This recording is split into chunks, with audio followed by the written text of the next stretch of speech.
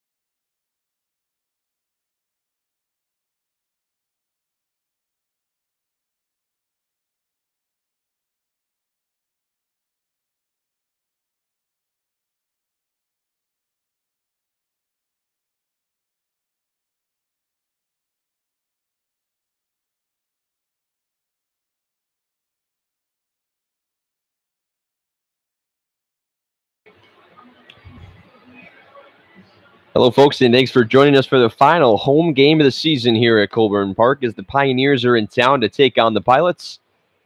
As Elmira looking to inch towards a playoff spot in the 2018 playoffs. Pilots trying to spoil the party. And it'll be Alan Murphy who starts on the mound tonight. An actual pitcher will start on the mound for the Pilots. We had a couple position players play, and it was interesting yesterday. But the right-hander from Richburg, New York, who leads the Pilots in RBIs and batting average, will be on the mound to start things off. It's his 7th start of the season with Newark. The 5.87 ERA and a 2-2 record. We'll get the call for the final home game of the season, and the final game we'll do here on NewarkPilots.tv this year.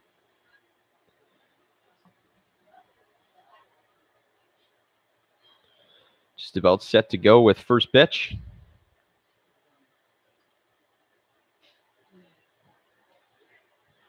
For an Elmira team, as we mentioned. And Connor McKenzie obviously trying to get play moving along. Here's weather in the forecast. Not sure when the rain will come and if it will at all. Hopefully it will hold off for the remainder of this game, as we are set to go with first pitch here at Colburn Park between the Pioneers and the Pilots in this Western Division matchup. It'll be Westberg who leads things off, the shortstop tonight for the Pioneers.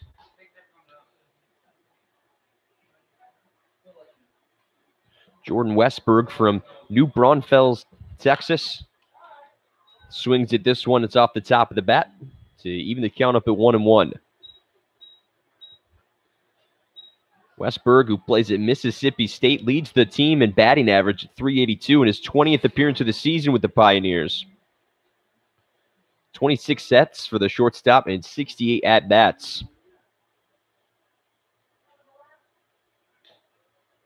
Murphy goes with a slider, and Westberg not able to hold off on it. It allows Alan Murphy to get ahead in the count 1-2, and obviously, as we mentioned with Alan Murphy, the best hitter on this Pilots team, as he makes his 7th start on the mound. We saw him out in right field last night.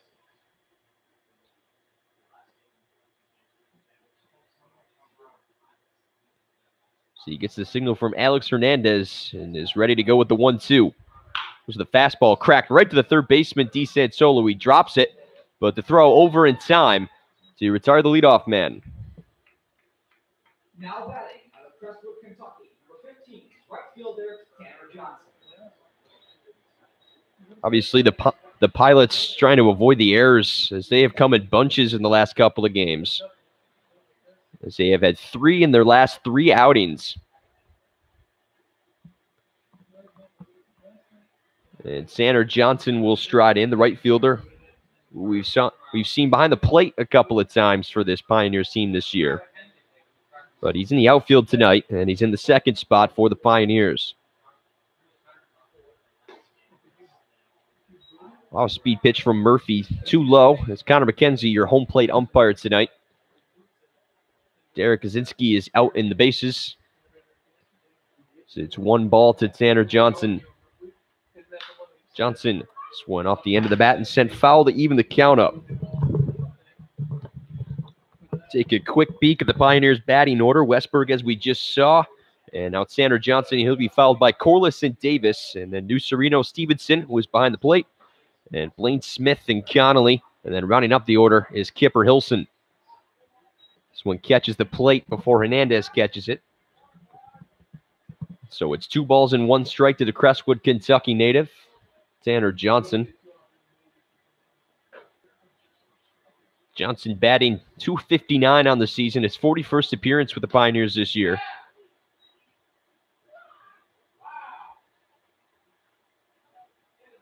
Him and Colin Davis are the only 2 Pioneers to make appearances in all 41 games this season with Elmira. He has himself at a hitter's count of 3-1. In on the hands, and Johnson pops it up into shallow center. Tadlock underneath it and able to make the catch for out number 2. Now batting, Massachusetts, excuse me. Number 22, designated hitter, Craig Corliss.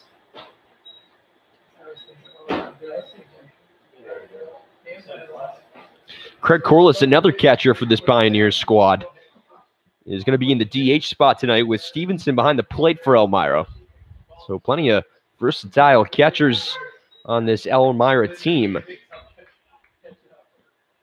they put Johnson out in right field and Corliss in the DH spot tonight.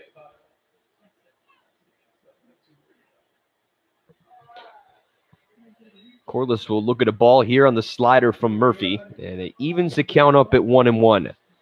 And as we mentioned briefly at the top, the Pioneers looking to secure a spot in the 2018 playoffs. All they need is a Jamestown win or Amsterdam to lose both of their games to clinch a spot, as Jamestown would be able to clinch the best record in the league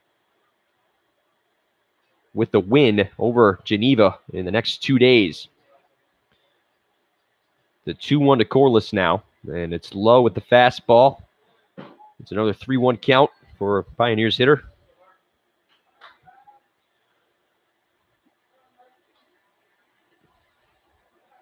Corliss, the catcher from Hopkinton, Massachusetts. Batting .317 on the season. This one in on the hands, and he fouls it off his foot, it looked like, as he'll hobble off down the third baseline. And it pushes the count full. McKenzie will walk out the ball to Murphy and give Corliss a chance to shake it off.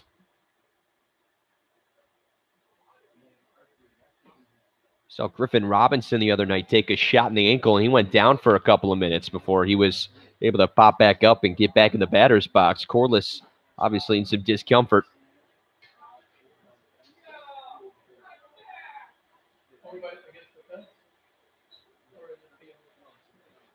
Corliss, 32 hits for him and 101 at-bats with the Pioneers, making his 30th appearance of the season. 26 RBIs for Craig Corliss and 6 doubles to his name. Here's the payoff from Murphy. Corliss smacks one into right, and he's got himself a 2-out base knock. He'll take a peek at second, but Tadlock able to get the relay in time. So it's a 2-out base hit for Craig Corliss. It extends the inning. Number 2, center fielder Colin Davis.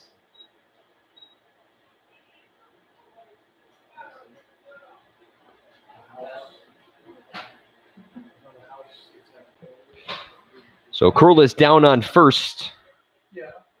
And it brings Colin Davis to the plate. Davis, as we mentioned, the only other Pioneer besides Tanner Johnson to appear in all 41 games now. Batting .279 on the season. Leads the team in home runs with 3. Corliss, who leads the team in RBIs with 26. Davis is in second in that category with 21.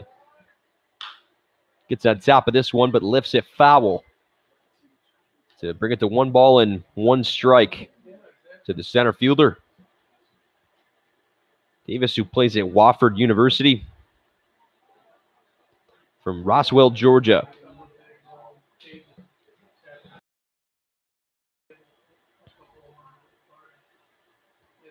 Murphy with the 1-1 offering.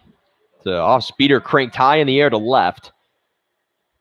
Robinson takes a couple strides to his right and is underneath it to make the catch. And so the Pioneers strand one on 1 hit, no errors here in the top half of the first. We head to the home side, still scoreless here at Colburn Park.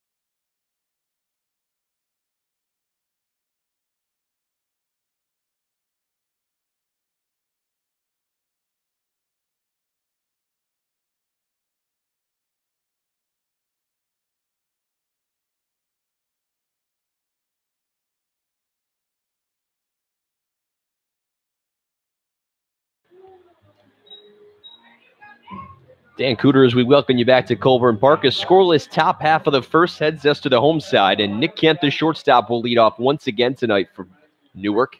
And it'll be the right-hander, Chase Austin, who will start on the mound from Tioga, Pennsylvania. Goes at a very slow curveball that Kent looks at for strike one. Chase Austin, only his 4th start of the year, has appeared in 13 games, including the one tonight now. As Kent fouls that one off and finds himself quickly behind 0-2. Austin, who stands at 6'6", 285 on the mound, plays at Lockhaven. And he gets a swing and a miss from Kent to retire the leadoff man. Tampa, Florida, number 31, third baseman, Jared DeSantolo.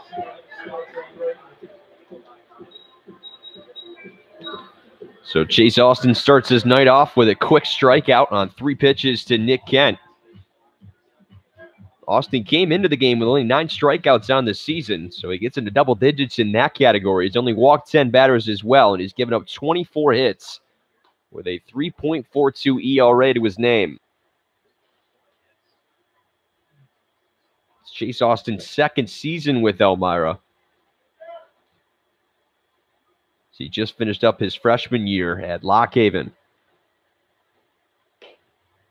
The 1-0 falls in for a strike, and the count goes to 1-1. What kind of a pitch was that? Like a little bit of a knuckleball.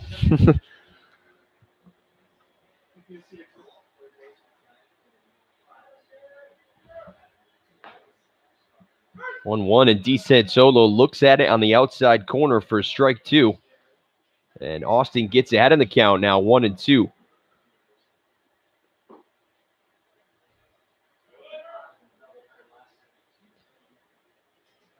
It'll be DeSantolo who's down at 3rd base tonight, and he'll be followed by Matt Cerfolio. A speed pitch that DeSantolo just gets a piece of and fouls off to stay alive in the count. After Robinson, it'll be Walter and Hernandez, followed by Tadlock and Wright, and then rounding out the order is Giovanni Torres. As we mentioned, Luke Stevenson will be behind home plate today for the Pioneers. And another whiff here from Pilot batter. It's DeSantolo who goes down. And it's 2 strikeouts for Chase Austin to start off his evening. Now batting of Indian Springs, Alabama, number 3, designated hitter, Matt Cerfolio. Ball and just pushes it up there.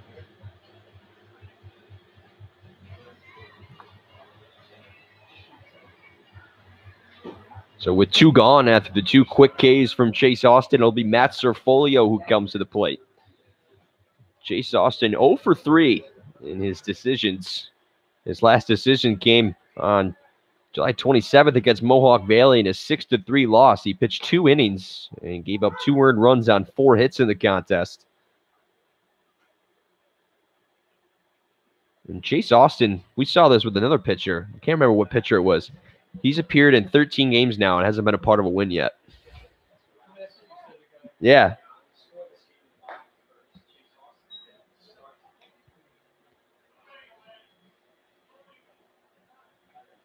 It's a 1-1 count to Cerfolio.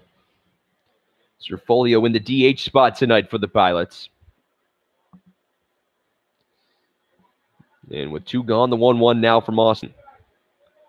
Breaking ball that falls low. It's 2 balls and 1 strike early on here at Colburn Park in the final home game of the season for the Pilots. They'll head to Dunfield tomorrow to take on this same Elmira team and the season finale for both teams on the last day of the Perfect Game League.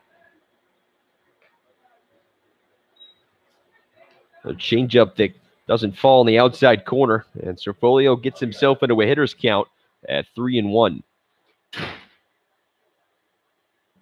Cerfolio hitting .330 on the season, his 28th appearance and 101st at-bat of the season. Fastball that catches the inside part of the plate to Cerfolio's dismay, and the count goes full. 5 doubles for the Indian Springs, Alabama native, and 15 RBIs on the season. Full count after the fastball. Now the payoff. Can't catch the outside corner. It's a 2-out walk issued by Chase Austin. Now batting on Shawnee, Kansas, number 21. As mentioned, Austin had only walked 10 batters coming into tonight. Hasn't walked more than 2 in any of his appearances. and hasn't gone longer than 3 innings in any of his appearances, so we'll see how long he does last tonight. And only his 4th start of the season with the Pioneers, primarily coming out of the bullpen. So after the walk, Griffin Robinson will come to the plate. Swings at the first pitch he sees, and it just skips foul past the third baseman, Blaine Smith.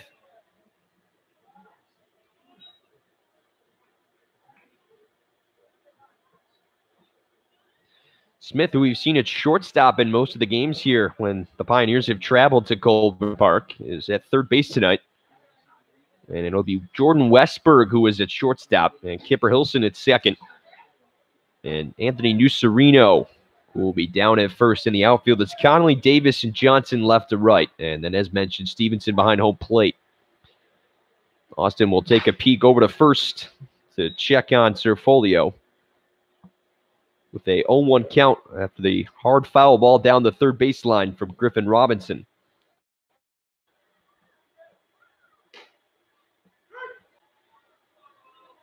Robinson hitting .310 on the season, his 26th appearance of the year with Newark. He'll try to stay alive with a 2 off the end of the bat and sent foul, and it'll escape out of play and continue that bat.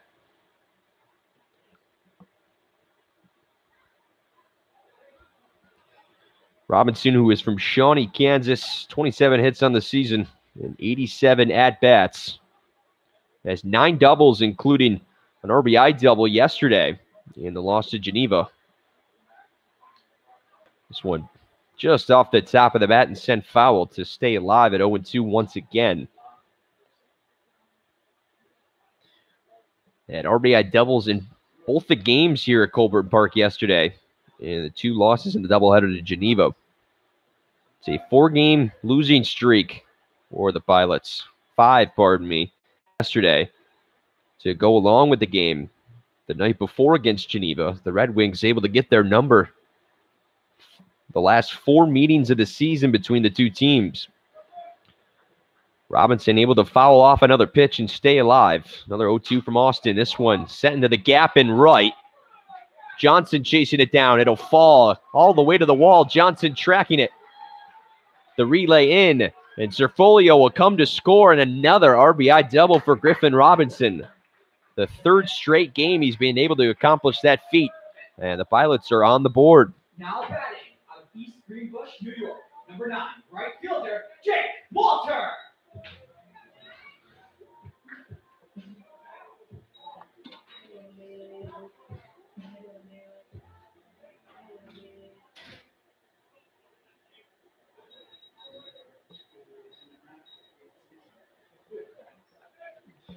The 2-out RBI double gives the Pilots a 1-0 lead on their first hit of the ball game, as Walter fouls one off right into the cage of Stevenson. And McKenzie will give Stevenson a chance to regain his thoughts after getting hit there. So he walks the ball out to Chase Austin.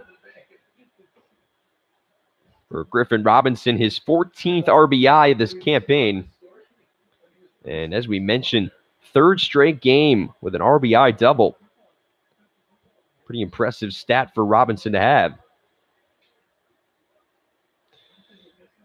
As McKenzie dusts off home plate, we're ready to go with the 0-1 to Jake Walter now. Walter, who caught in the back end of the doubleheader yesterday, the first time he is and the catcher for the Pilots this season. Not a bad job he did yesterday. Batting .281 on the season. Changeup that misses inside in the count up. Jake Walter from East Greenbush, New York. He plays at Cochise College out there in Arizona.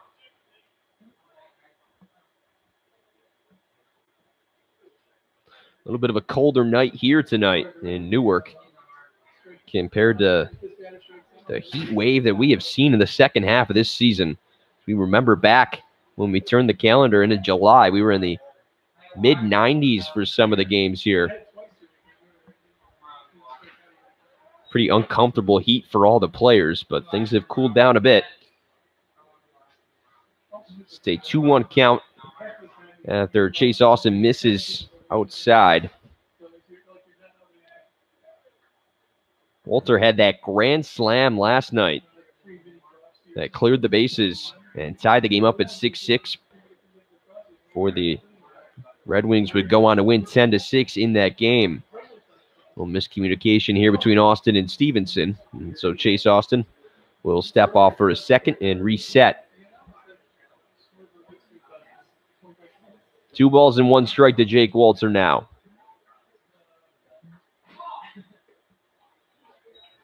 Changeup that fools Walter as he swings and misses at that one to even the count at 2-2.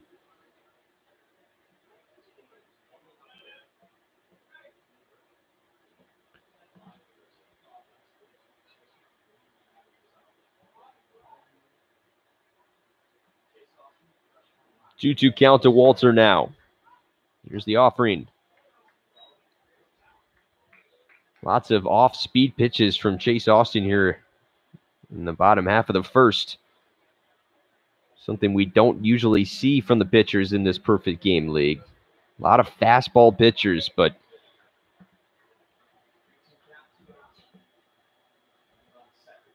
the payoff now from Austin. Swung on, fouled down the third baseline by Walter as he stays alive.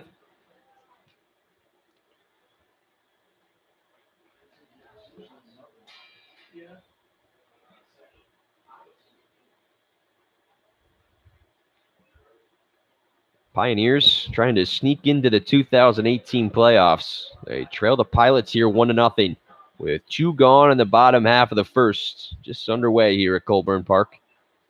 Another payoff from Austin. Fouled off once again from Walter. Can't really seem to find good wood on that breaking ball that Austin's offering to him. But Walter just doing his best to fight it off in his first at-bat against Chase Austin. Austin has appeared in 2 games against the Pilots this season. The most recent was back on July 12th in a 7-4 win for the Pilots. Pitched 3 innings, gave up no earned runs, only 3 hits. So not a bad outing from Chase Austin by any means. But he misses outside. Austin not happy about it. That's a 2-out walk. The second of the inning issued by Austin, and it continues the inning. Number 6, the catcher, Alex Hernandez.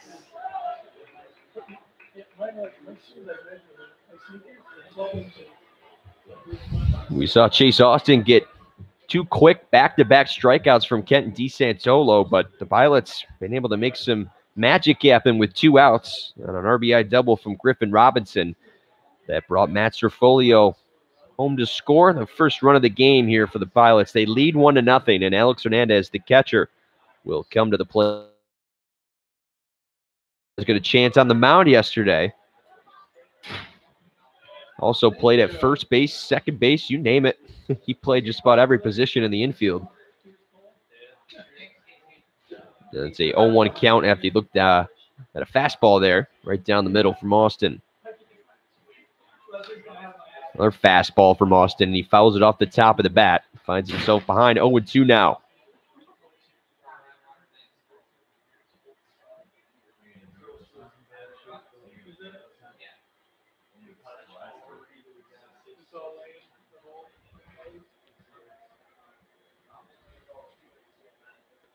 Austin gets the signal from Stevenson, but Connor McKenzie will call time.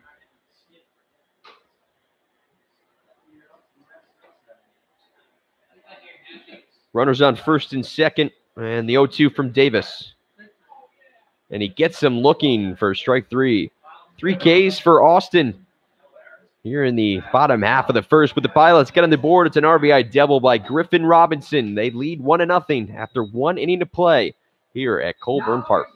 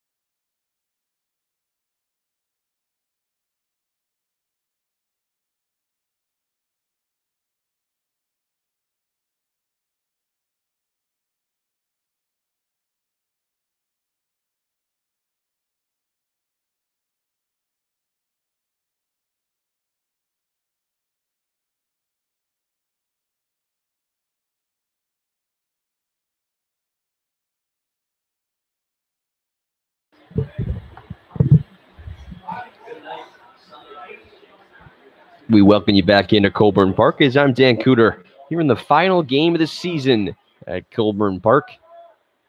For the Newark Pilots, they lead the Pioneers 1-0 and a hit apiece after 1 inning to play. So first baseman Anthony Nucerino who will lead things off. A clean inning for Alan Murphy in the top half of the first. He'll try to continue as he catches a fastball in the lower half of the plate. A 1-1 count for Nucerino, who's from Fayetteville, New York. Not Fayetteville, Tennessee, like Grady Wright. 1-1, another fastball. Nucerino can't believe it, but it catches the outside corner and puts Murphy ahead of the count now.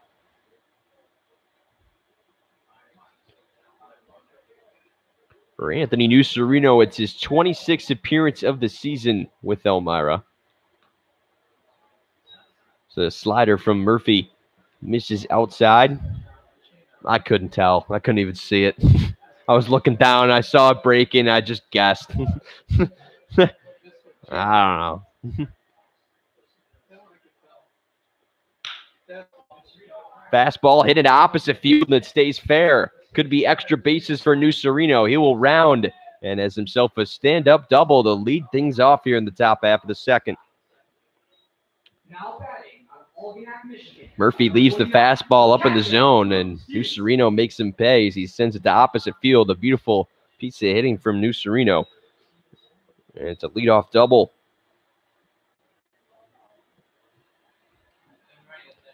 Nucerino only his third double of the season and 21st hit. He's batting .244 coming into tonight. It brings the catcher Luke Stevenson to the plate.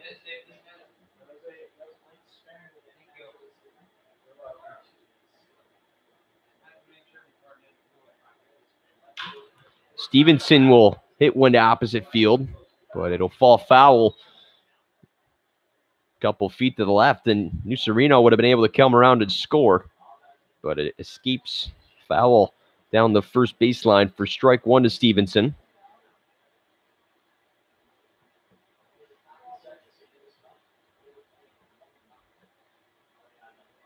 Stevenson batting .244 on the season, just like Nucerino, who was down in scoring position at second. Stevenson, a big swing and a miss. He's quickly behind 0-2. Stevenson, who's from Algonac, Michigan, is committed to play his college baseball at Xavier.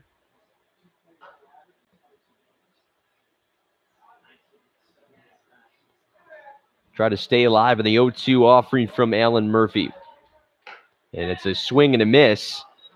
And a strikeout for Murphy for the first out of the inning, his first K of the evening.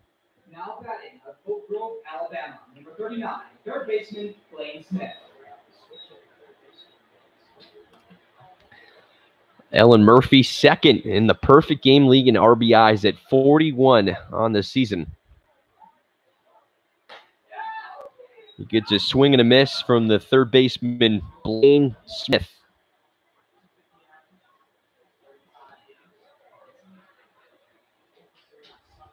Smith, who was a highly touted prospect coming out of high school, ranked the number 2 shortstop in Alabama coming out of high school.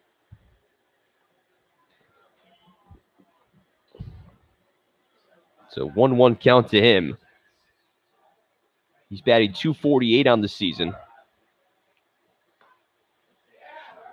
32 hits for him and 129 at-bats with the Pioneers and 13 RBIs to his name. He's behind in the count 1-2 after he looks at a fastball from Alan Murphy. Nucerino still over at second, trying to get a sizable lead as Murphy checks up on him a couple times, now delivers. Seems to be working that outside corner with the left-handed hitters. Misses just a tad on that one. 2 balls and 2 strikes to the Oak Grove, Alabama native. Smith, swing and a miss, and it's back-to-back Ks for Alan Murphy. Now batting out of Bristol, Rhode Island, number 3, left fielder Brendan Conley.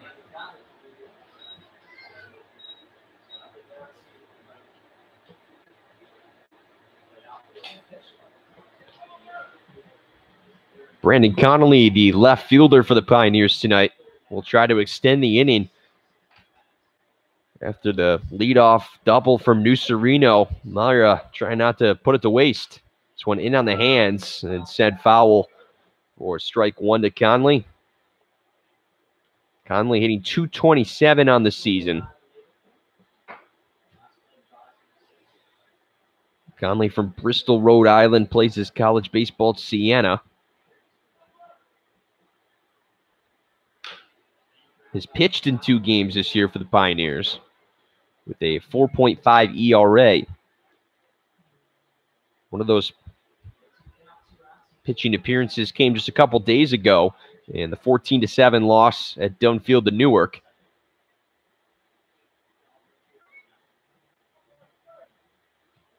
It was a hitless inning for Conley in that appearance.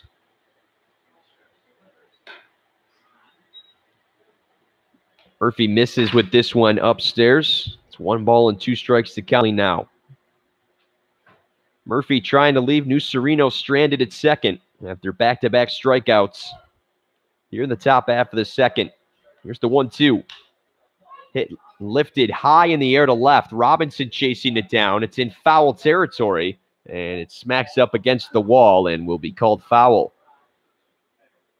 Conley just got around on that one a little bit too early, but good wood from the left fielder. But it escapes foul and keeps the count at 1-2.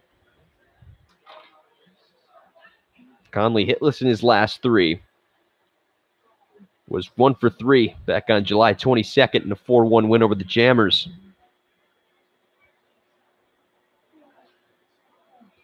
So after the foul ball, the count's still 1 ball and 2 strikes to Conley. And Murphy will step off after taking a peek over at second base where New Sereno stands. The wind left to right here at Colburn Park tonight, as Conley fouls off another pitch and stays alive. We saw absolutely no wind here last night when Jake Walters sent 1 yard on a grand slam and a ball that just seemed to hang in the air forever and leave in right center.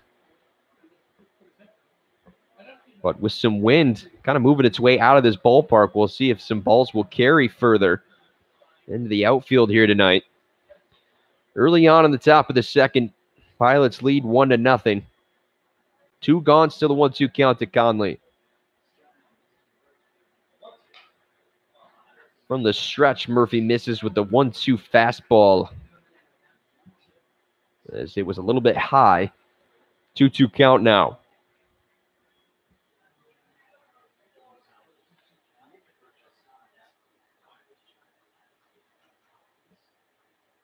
Conley off the end of the bat is able to foul off another offering from Murphy, making him work for the final out of the inning here.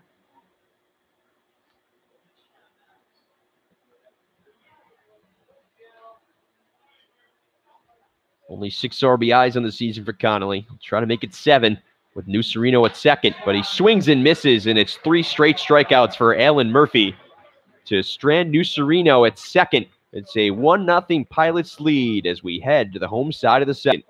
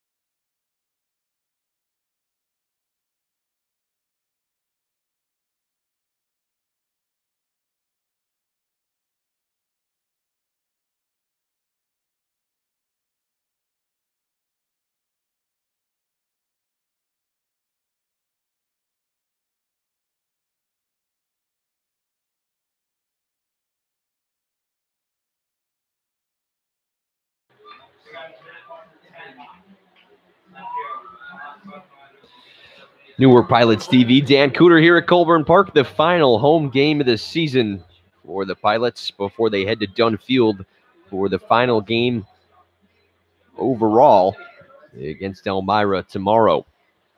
It's a 1-0 Pilots lead on a RBI double from Griffin Robinson in the bottom half of the first. I don't think Parker Tadlock really knew what to do with that pitch as he checked his swing and ended up fouling it down the first baseline.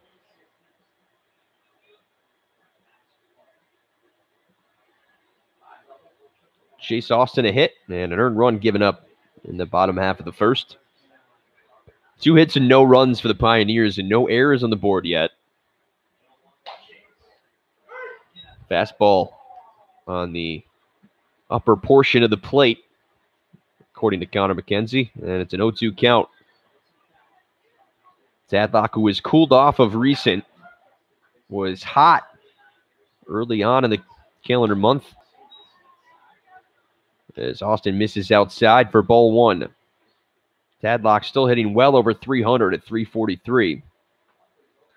Leads the team in hits with 46 on 134 at-bats. The pitcher, Alan Murphy, is second behind him with 41. So breaking ball just misses inside of the hands of Tadlock. Tadlock has knocked in 18 runs. He has been walked 18 times as well.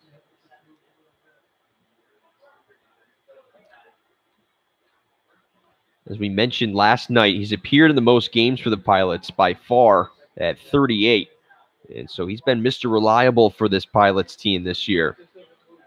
And the Georgetown, Texas native who plays at Angelo State was a lock in that first spot early in the year. Nick Kent has taken over the leadoff spot. And he looks at strike 3 low.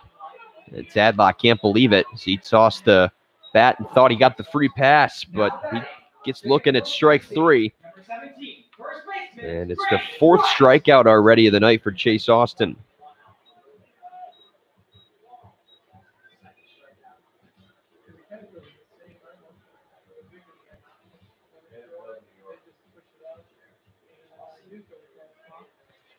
Austin, as we mentioned, only 9 strikeouts for him coming into tonight, but he's already tallied up 4 through an inning and a third. And the first baseman, Grady Wright, will come back to the plate.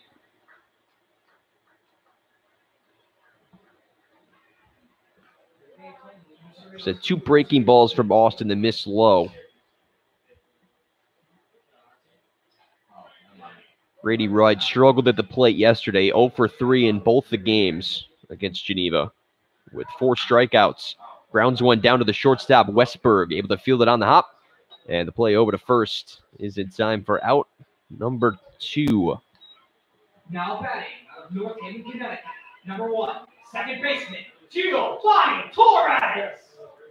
Pilots got most of their work done with 2 gone in the bottom half of the first after Austin struck out the first 2 batters he saw. See, the Pilots can do the same with the bottom of the order and Giovanni Torres at the plate. Torres made a brief appearance on the mound last night and had a 1-2-3 inning. We'll see if they call on him tonight. His arm might be a little sore.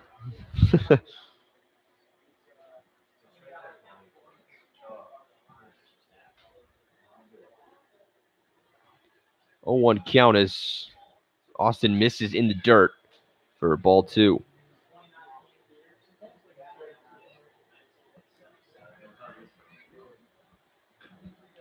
For Giovanni Torres, as we mentioned last night, it wasn't his first plate appearance as he grounds one to the second baseman, Hilson. Able to field it, and the play over to first for a quick 1-2-3 inning from Chase Austin. It's still the 1-0 Pilots lead through 2 innings of play. Now going to the top.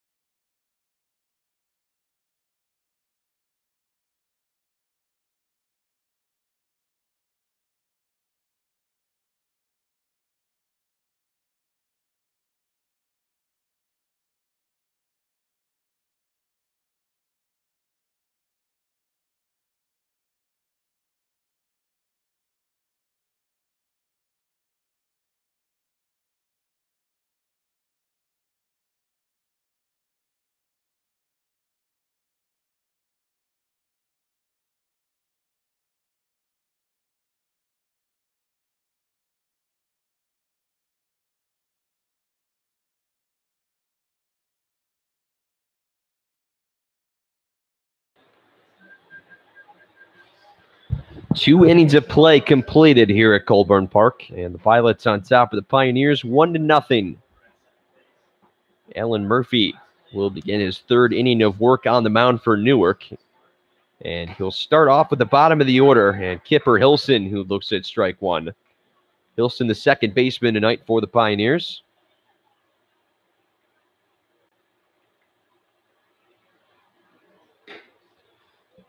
Fastball low and in there for a strike 2, as Murphy gets ahead of the count now.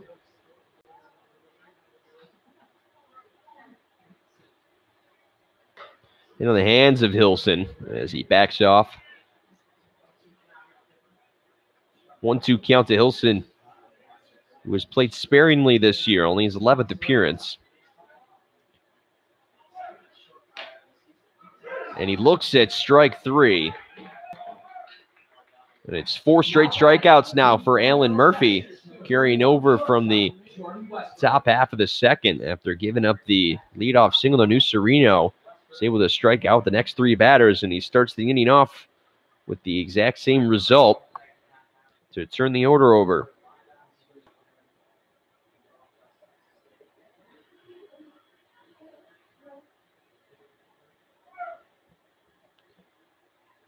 Westberg gets on top of this one, lifts it shallow center. Tadlock dives at it, but he can't make the catch. Now rounding for second is Westberg. The tag safe as Zazinski is over there to make the call. And Westberg, a little blooper into shallow right, gets himself a double out of it.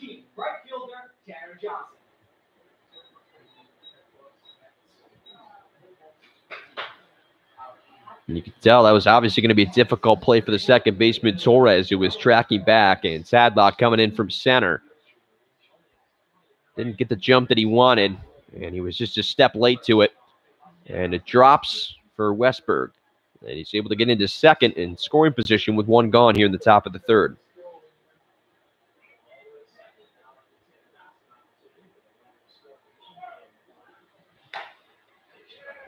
Runner in scoring position for Tanner Johnson, who flew out back in the 1st. And he looks at strike 1 from Alan Murphy. Tanner Johnson, who plays at Kentucky, gets this one off the end of the bat and sends it into right field. Tracking is Walter, and he's able to make the catch. Westberg will tag as Walter, and his momentum was carrying him back to the wall. And Johnson advances the runner to 3rd with 2 gone now. Number 22, designated hitter, Craig Corliss. So the sac fly from Tanner Johnson advances the runner. So it looked like it might fall in between the gap there for a second, but Jake Walter able to get it to it.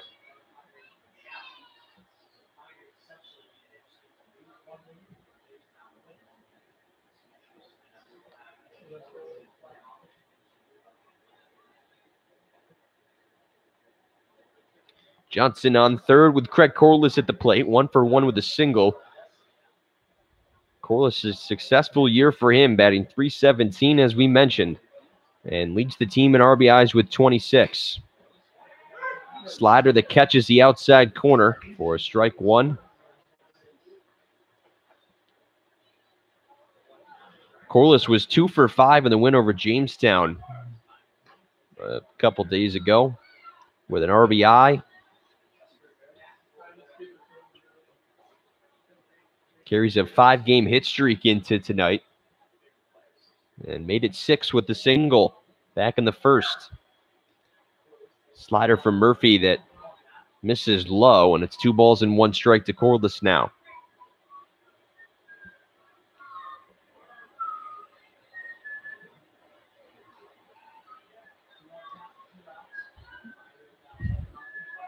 Murphy with the 2-1 offering. Fastball that Hernandez looked to lift into the strike zone a little bit there, but he gets the call from McKenzie. The count goes to 2-2. 2 gone here in the top of the 3rd. Pioneers threatening to get on with the runner at 3rd.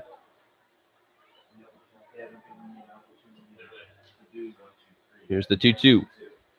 Slider. Oh, he barely checks his swing as Zazinski calls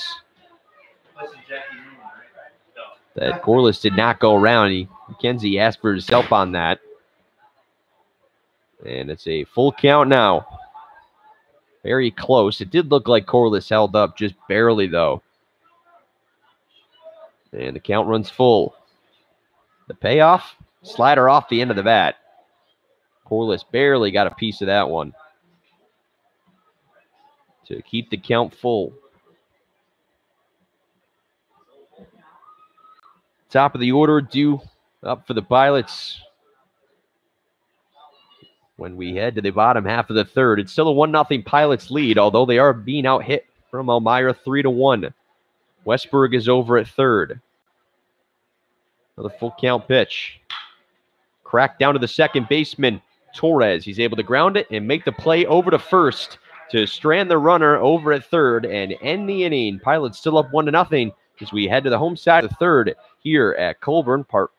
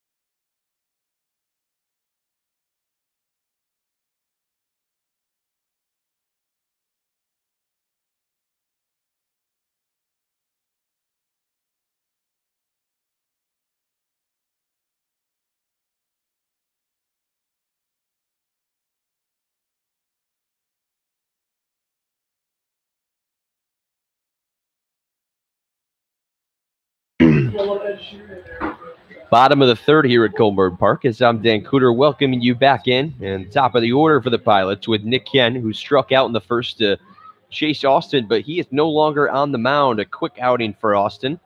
And it brings in a new pitcher. And the right-hander Tanner Velez, who will take over on the mound. Trying to improve on a 9 ERA that he has. It's his fifth appearance of the season.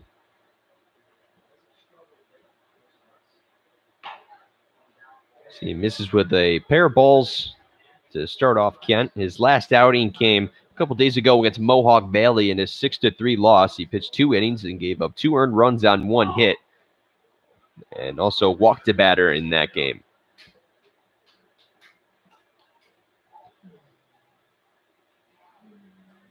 Velez trying to find his command as he's missed with 3 straight balls to start off Nick Kent.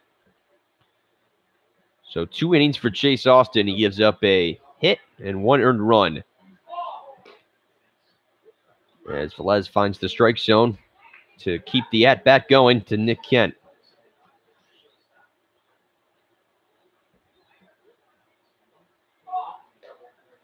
But Velez has this one slip out of his hand a little bit, and it goes high. And it's a leadoff walk issue to Nick Kent. Number 31, third baseman, Jared Velez had walked 2 batters in his 4 appearances, and so it's his 3rd walk of the campaign.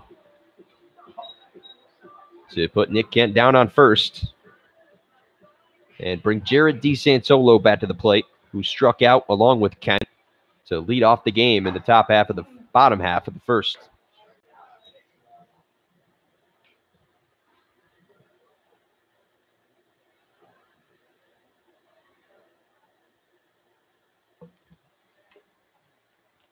So the Pioneers really not in control of their own destiny, as they're just hoping for a win by Jamestown and possibly a loss from Amsterdam.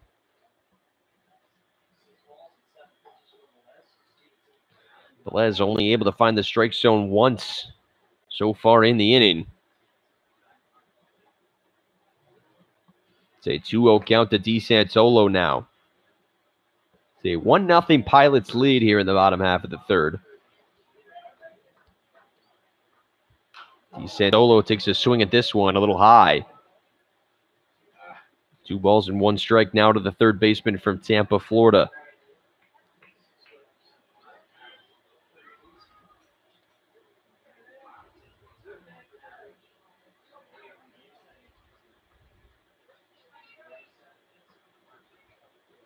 Velez with the 2-1 now. Swung on the opposite field, but it'll escape foul down the 3rd baseline. And even the count at 2-2.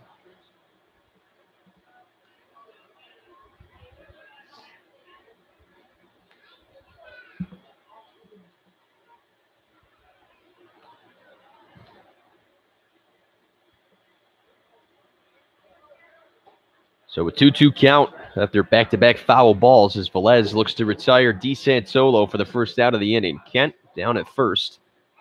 Kent will take off. This one down the 3rd baseline. It just escapes foul as it caught the bottom of the bat from DeSantolo. And he took off down for first. And would have been a really tricky play for Stevenson and Velez, the pitcher, as they came together. As they saw that ball might have stayed fair there for a second, but it does escape into foul territory. And the count will remain at 2-2.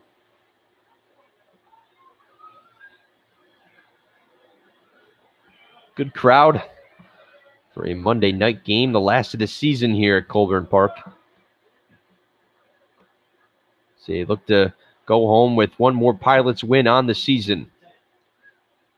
Velez from the stretch with a 2-2. Goes with some off-speed stuff, and it just doesn't come around enough. And it runs the count full. Velez in danger of walking back-to-back batters to start off the bottom of the 3rd. With Kent already at first. Let's take a peek. One pretty close call, but Nucerino dropped the ball. So couldn't apply the tag to Kent as Velez was checking up on him. So DeSantolo awaiting the payoff pitch from Velez now. Here it comes. Kent will go, and it's lined down the 1st baseline. Nucerino can't get a glove on it. It's into the outfield, and Kent gets to 3rd after he got the good jump. And there's runners at the corners on a good hit from Jared DeSantolo as he got around on that one. I thought he was going to catch it, and that would have been 2 outs. Indian Springs, Alabama. Number 3, designated hitter, Matt Cerfolio. So, what do you got to lose? I mean, they take the chance, and it pays off.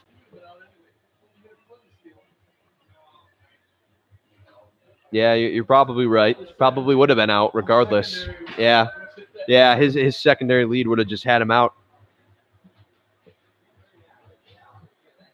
And so DeSantolo, a hard line drive that gets by the 1st baseman Nucerino and puts runners at the corners for Cerfolio, who looks at a strike from Velez, who is still looking for the first out of the inning.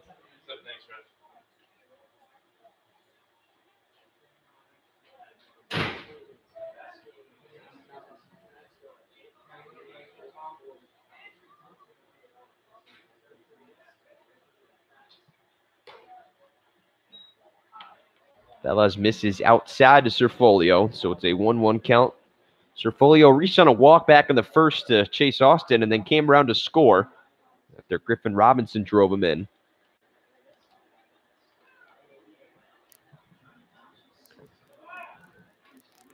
try to extend the Pilots' lead with runners at the corners. 1-0 lead for Newark. Slider from Velas came around just a little bit too much. And inside for ball 2.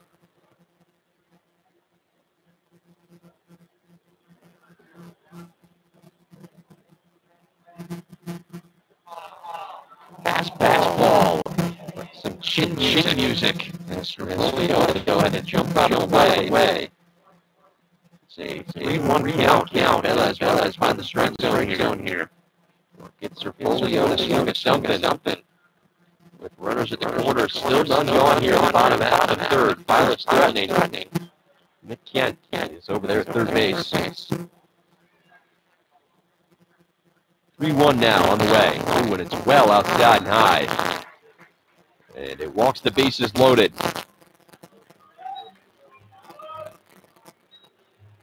Another pitch that just seemed to slip out of the hands of Velas. Is obviously not without. Not where he wanted the location to go on that one, as it escaped high and outside. And it walks the bases loaded. 2 walks for Velas now since coming on. And it brings Griffin Robinson to the plate, who had the RBI dub back in the first.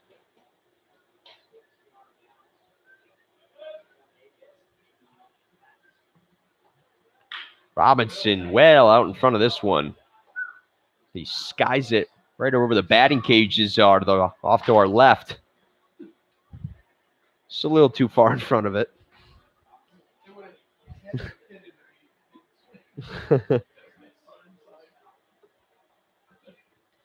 So after the hard foul out by Griffin Robinson, it's a 0-1 count. Velas trying to paint the outside corner, but cannot do so.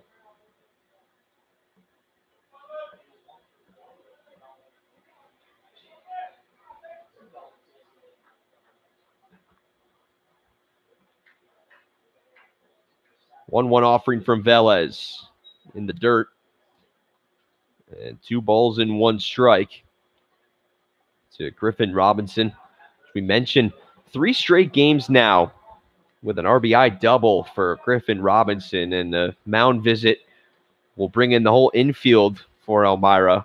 So you try to sort things out with the bases loaded and none gone here in the bottom half of the third. Pilots lead the Pioneers 1-0. However, the Elmira side is out hitting Newark 3-2. And no errors so far in this one, and that has been something the Pilots have struggled with to have if you're the Pilots team.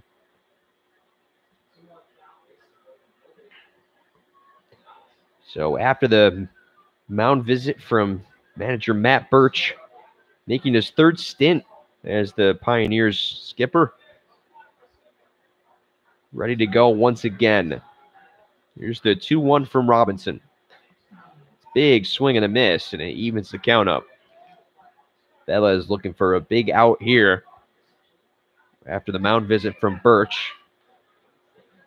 Some instructions, words of confidence. And now the 2-2. Catches the outside corner as Robinson looks at strike 3. Third, that the Pilots have looked at strike 3 along with Hernandez and Tadlock. The 5th Pilots batter to strike out tonight.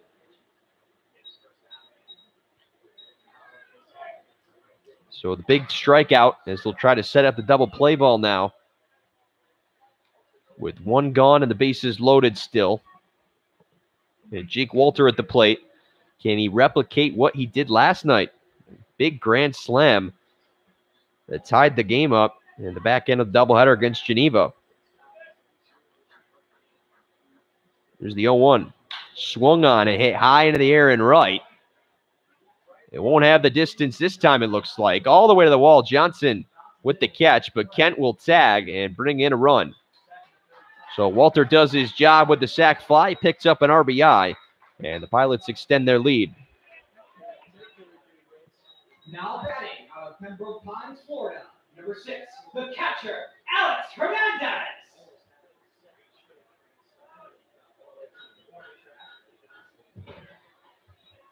Runners at the corners now after the sac fly from Walter, and Alex Hernandez, who struck out in the first, will come back to the plate. Big cut with the first pitch he sees from Velez, and it's strike one.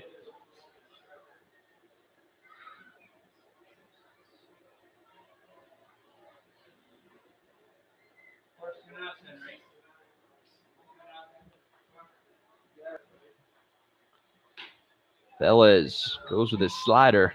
Looked like it caught the outside corner there, but McKenzie doesn't give him the call.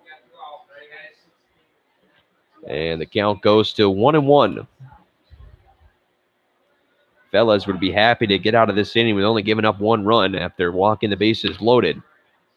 It's the 1-1 off the end of the bat from Hernandez, and Velez gets ahead in the count now, 1-2.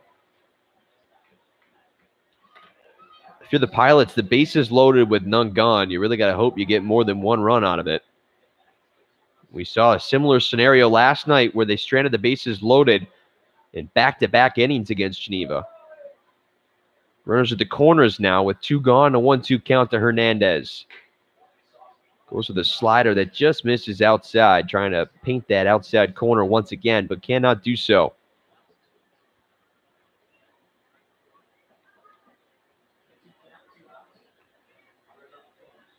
A 2-2 pitch into the hands. Hernandez pops it up into shallow left.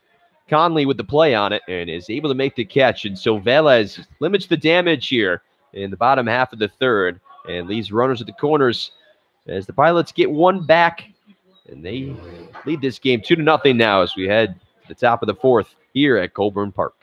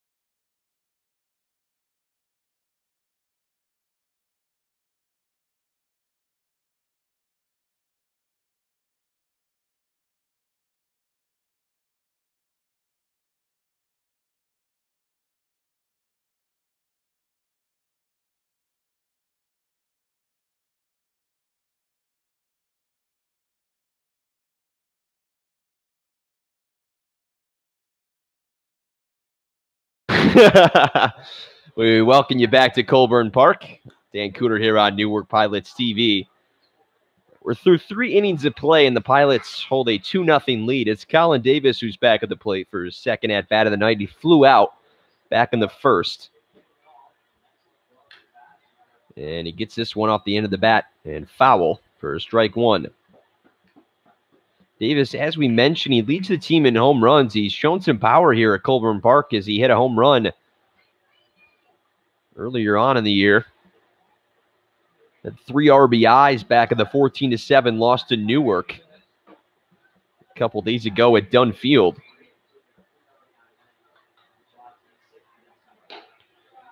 So that ball low from Alan Murphy.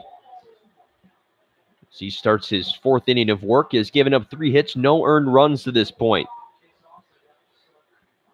It was back on July 4th here at Colburn Park.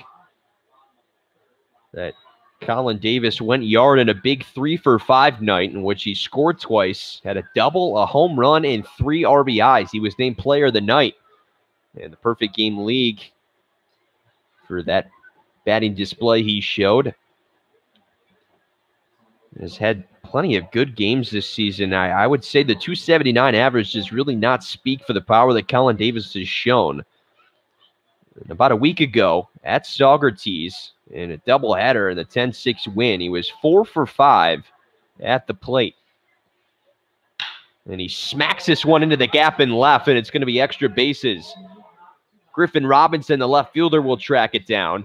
Davis in with a leadoff stand-up double.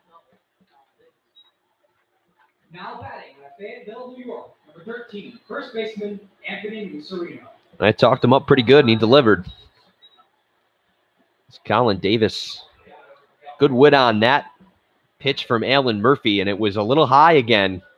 We saw Anthony Musarino do the same thing with it when he left it in that juicy area. Colin Davis delivers and sends it into left for a leadoff double.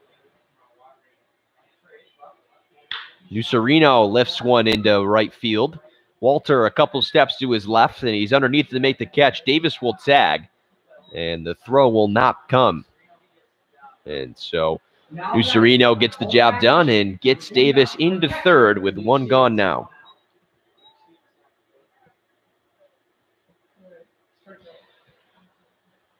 Davis at third in position to score the first Pioneers run of the day if Stevenson can do similar effort that Musarino did. With one gone here in the top half of the fourth, Pilots on top, 2-0. Stevenson, this one off the top of the bat and sent foul out of play.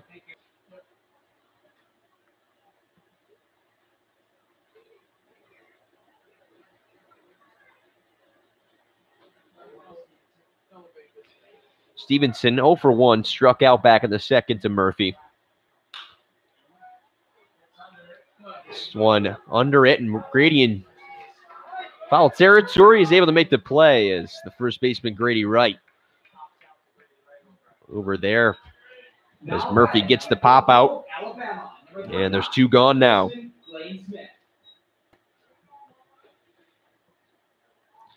Looked like that one was going to get into the stands, but it kind of hung up in the air, and Grady Wright got a play on it in foul territory and is able to get the catch for out number 2. And Blaine Smith comes back to the plate. He's part of that 4-batter run that Murphy went on, which he struck out 4 in a row.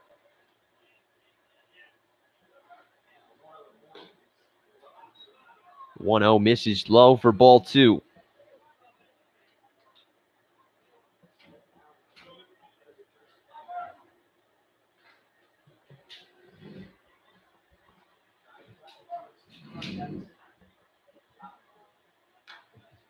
Smith on top of this one and sends it foul for strike 1. Blaine Smith, as we mentioned, an exceptional shortstop. He's there at third base tonight, as he can play a plethora of positions in the infield. On his scouting report with Samford, he was a highly touted recruit.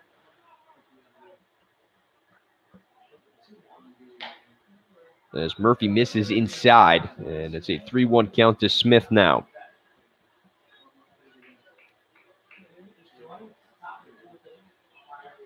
Smith has hit 248 coming into the night. His Achilles heel has been strikeouts. His 39th of the season came back in the second inning. And he looks at a fastball here, and the count goes even. He leads the team in that category by 10. As Conley, who was in the lineup tonight as well, and struck out back in the second, now has 30 on the year as well.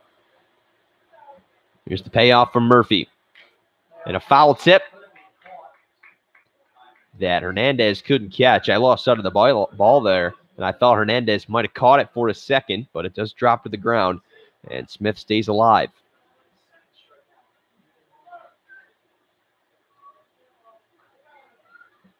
So still 3-2. That's the foul ball that Hernandez could not catch on the tip. The payoff. And it's foul tipped, and Hernandez can't catch it again.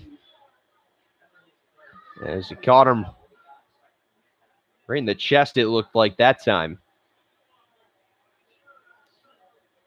Hernandez just got to catch it like a football. Just get his hands around it.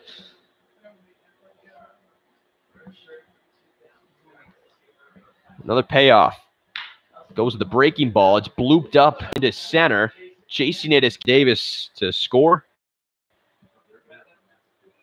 Off of his leadoff double. First earned run of the night given up by Murphy. And now Conley sends one to short. And the field, the play, gets him. And Nick Kent makes up for the error with a beautiful play at short and the stretch from Grady Wright. And that'll do it. Pioneers, they get one here in the top half of the fourth. They trail 2-1 here at Colburn Park now.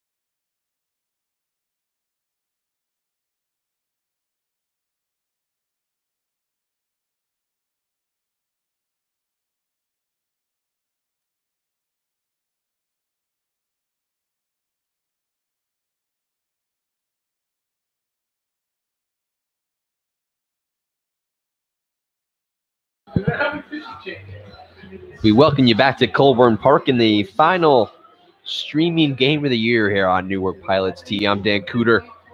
It's been fun calling them here for the Pilots this summer. Disappointed to see it end, as I have to go back to school in about a month. Looking forward to that. Pioneers get one back in the top of the fourth on the error from the Pilots, and it's a 2-1 ball game as Tadlock leads off the bottom half. And it's Velez who is back on the mound after he really did limit the damage in that bottom half of the third after the bases were loaded with none gone. The Pilots only get one run in. And Tadlock, pardon me, combining my names there, sends one foul. It's a 2-1 count to Tadlock now, who struck out back in the second inning. Gets his first look at Velez. He looks at a strike here to even the count up at 2-2.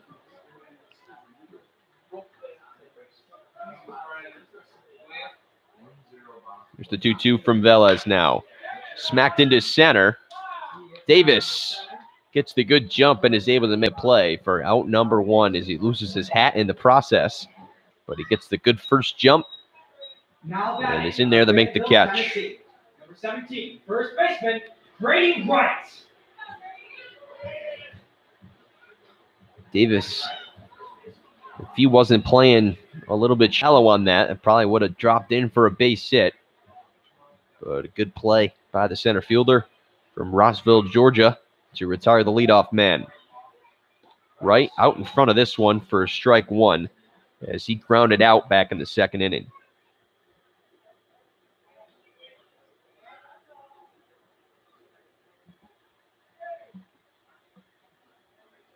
0-1, in on the hands as Wright goes around. He's quickly behind 0-2.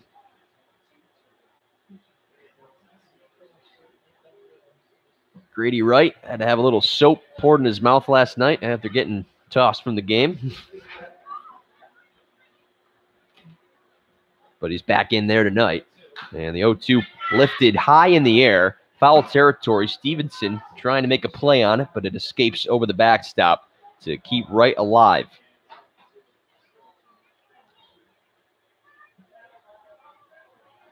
Grady Wright, who had the good stretch there on the Nick Kent throw from short to end the top half of the fourth.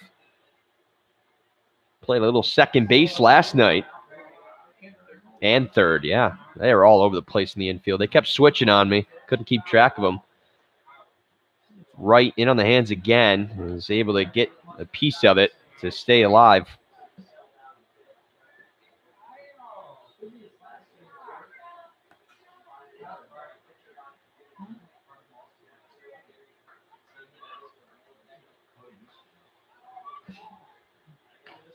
(0-2) outside for ball one. And for the Pioneers, keeping an eye on that scoreboard as they're hoping for a Jamestown win tonight. And the breaking ball gets by Velez, the pitcher, and now it gets through the legs of Hilson, and Wright is aboard. It'll be an error charged to Kipper Hilson. Wow, I'm all over the place right now. Hilson down at second. Sees it squeak right between his legs, and the error allows Grady Wright to get aboard.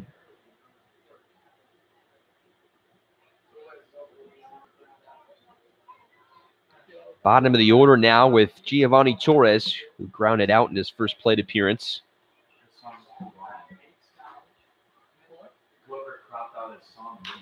This one off the top of the bat. Hilson tracking back. He's able to make the play this time, and now the throw to first. And the ball gets away, and Grady Wright. Some questionable base running there as he was taken off for a second, but Hilson had a clear play on it, and Grady Wright had to quickly retreat and got back there just in the nick of time.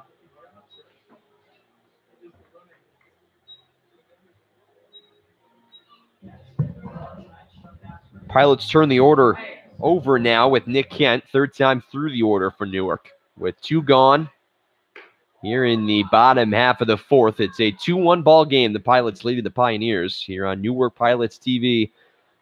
I'm Dan Cooter. And Nick Kent is at the plate trying to extend the inning. An error apiece now after the Kipper Hilson bobble at first. Kipper Hilson, that's just a tongue twister for me. Kipper. Good baseball name. Kipper. 3 straight balls from Velez here. And it's a 3-0 count to the shortstop, Kent. To the Nebraska. Yeah, I like that one too. It's a good one.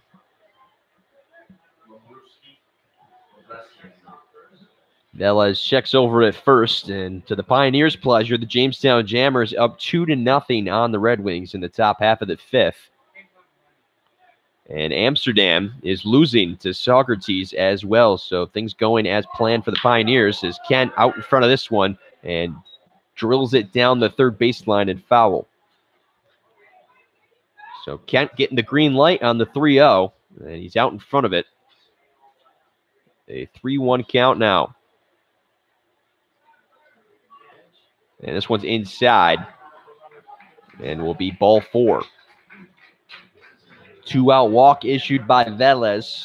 Puts Wright in scoring position at second. And Kent on first. Second straight plate appearance. Nick Kent has been walked.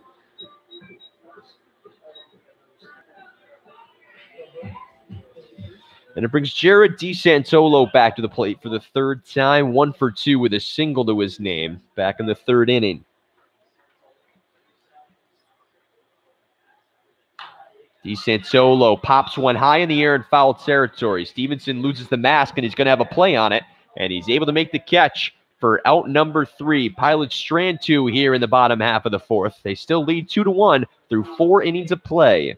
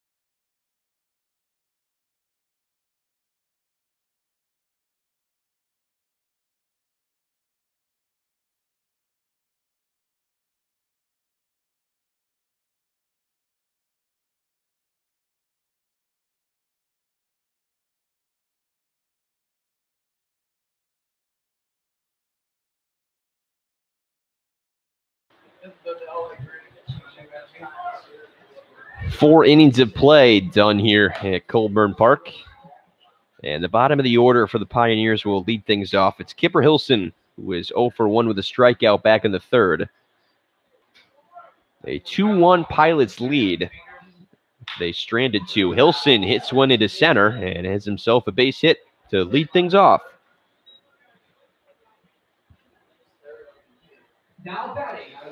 Only Hilson's 3rd hit of the year. But it puts him over at first base to lead things off here in the top half of the 5th.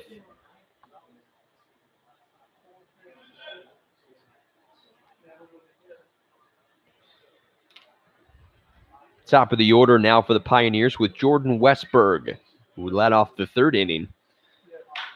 They double. Hits one high into center field. Tadlock tracking to get all the way to the wall. Deep center, Tadlock. The relay in. Hilson will hold off at 3rd. And back-to-back doubles for the shortstop, Jordan Westberg.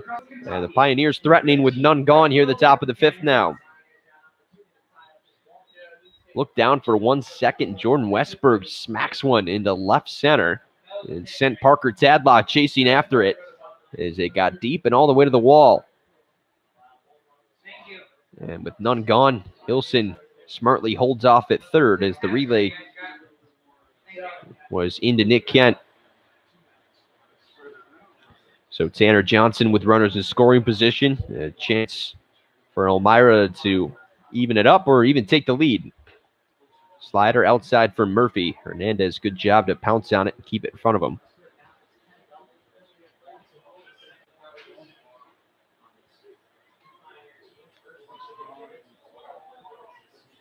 Back-to-back doubles from Westberg knocks him up to 10 on the season. Double digits for him.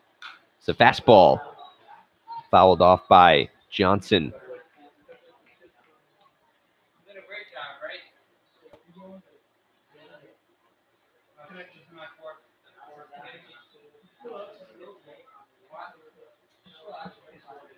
One count after the foul ball. That skewed our camera a little bit. We'll get that fixed in a minute.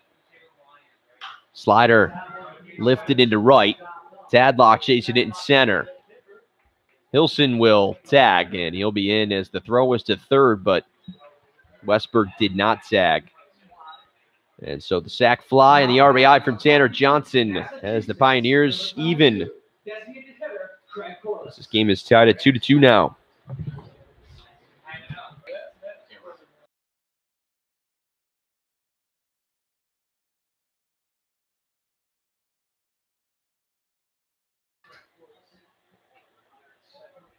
So Westberg gets second. And one gone after the sac fly from Tanner Johnson ties us up at 2 here at Colburn Park.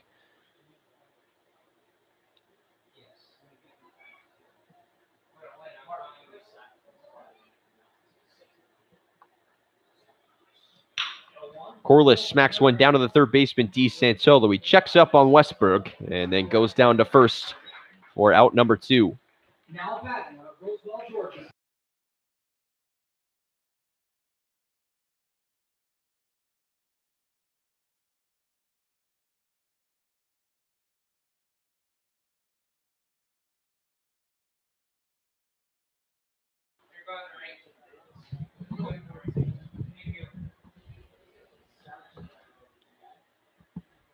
So after the ground out from Craig Corliss, Colin Davis comes back to the plate and had a double in the 4th and came around to score the first run of the evening for Elmira. This one in on the hands for ball 1.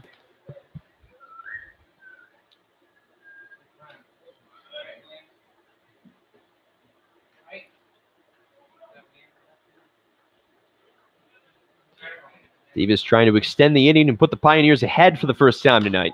It's on top of this one, however, and sends it foul to get Murphy ahead in the count.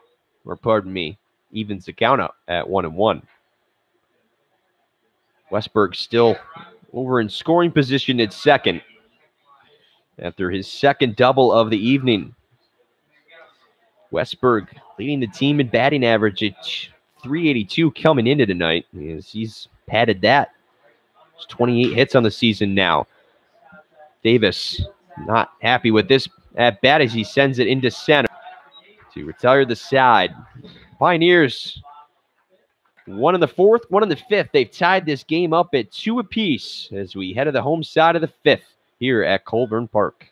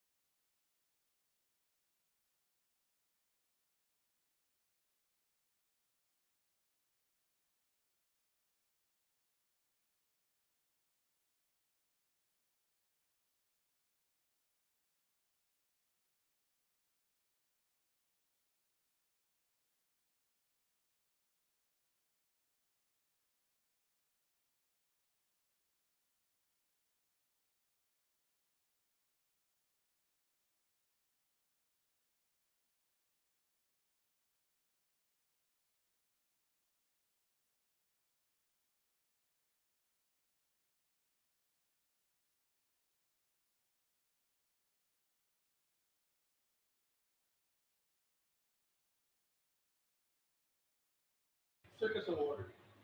One day for college, he had a lot of free time with fishing. So he did Circus Award. Home side of the 5th here at Colburn Park, and we're all tied at 2 apiece after back-to-back runs in the 4th and the 5th. And it's a 2-2 game as Dan Cooter welcoming you back in, and the third pitcher of the evening will come on the mound for the Pioneers. And it's the right-hander, Alex Bardo. Bardo from Corning, New York, plays at SUNY Cortland. It's Matt Serfolio who would lead things off here in the bottom for name of the 5th. And Swings at a fastball and misses, and he's quickly behind 0-2 to Bardo. For Alex Bardo, it's his 7th appearance of the season. A 4.21 ERA for the right-hander in 10 2/3 innings of work. Has given up 12 hits, has 8 strikeouts, and has issued 3 walks. Bardo misses outside, and it's ball 1 to Cerfolio. Cerfolio has been walked in both of his at-bats tonight and has come around to score one of the 2 runs for the Pilots. Pioneers out hitting the Pilots 6-2, although we are tied at 2 apiece here. This one smacked into right, and that one's got some juice behind it. It gets all the way to the wall. Johnson will have to chase this one down. It's a stand-up double to lead things off here in the bottom half of the 5th. Mr. Folio got all that one. Number 21, left fielder, Griffin Robinson. So Cerfolio has gotten on base safely in all 3 of his plate appearances now on the evening. And it brings Griffin Robinson to the plate, who had an RBI double back in the 1st and struck out in his last plate appearance.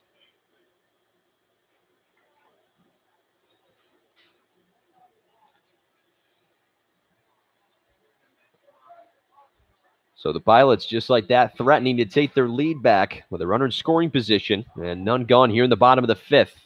Bardo misses down low for ball 1 to Robinson.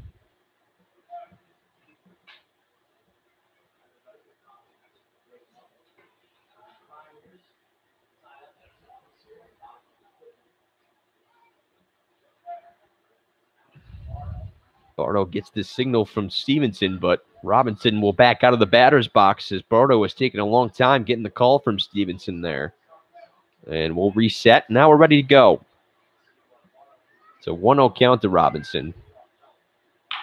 And Robinson chops one down to the first baseman, Nucerino, able to field it on the hop. The play to first just in time as Bardo able to touch the bag before Robinson could for out number 1, but it does advance the runner over to third. Did you see it? You see what Bardo did? He was like in his windup and he was still looking back. Yeah. No, it kind of throws your rhythm off, I would assume. Yeah. So Bardo gets the ground out and is able to cover over at first for out number 1. And it puts Cerfolio over at third with Jake Walter at the plate. Had a sac fly RBI back in the 3rd. 1-0 misses outside. Walter wanted to go around, but he holds up and it's ball 2. I think Robinson thought he beat that one out. He did not seem pleased with the call down at first. But regardless, he is called out. Walter holds off again, but it catches the outside corner this time. And it's 2 balls and 1 strike.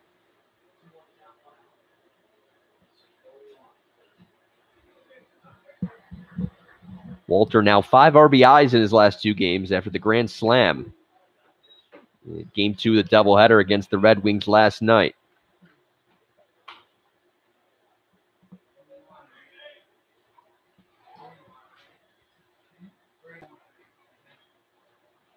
3-1 count to Walter now.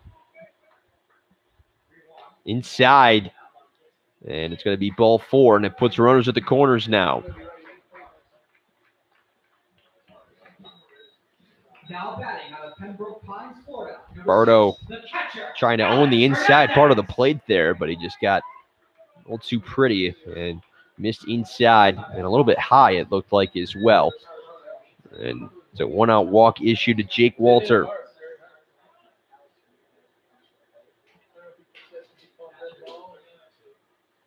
Hernandez 0 for 2 in the evening. As runners at first and third now for the Pilots. Here in the bottom of the 5th, all tied up at 2.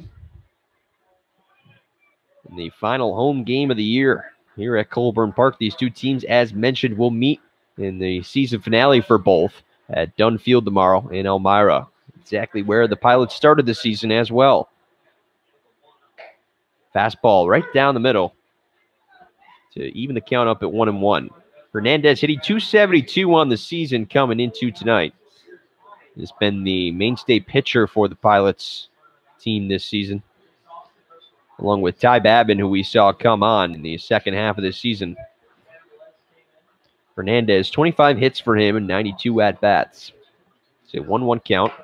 Big swing and a miss.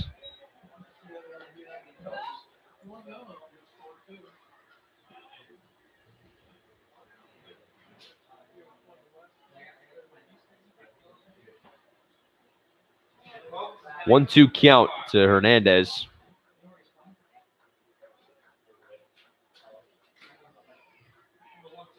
Two in on the hands. Hernandez checks his swing.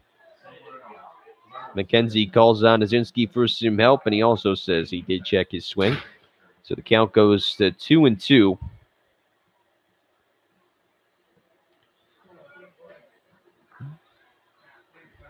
And due up is Parker Tadlock, but it looks like Ricky Phillips will take over for him in that 7th spot. Tadlock was 0 for 2 at the time. It's 2-2 to Hernandez. Popped up high in the air. It's going to stay in the infield. The third baseman Smith comes in. Now the pitcher Bardo will make the catch. And it looked like a little bit of miscommunication there as Bardo had to call off New Sereno, the first baseman. So it was smack dab in the middle of New Sereno, Blaine Smith, and Luke Stevenson as they all came together like the Bermuda Triangle. And Berto able to make the catch.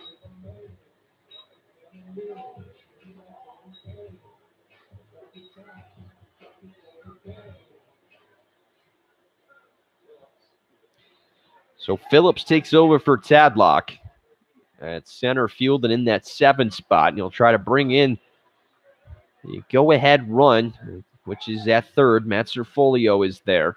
This game all tied up at 2 right now. Bardo, a fastball, catches the inside corner for strike 1 to Phillips. Phillips from Reynoldsburg, Ohio, plays at Notre Dame College.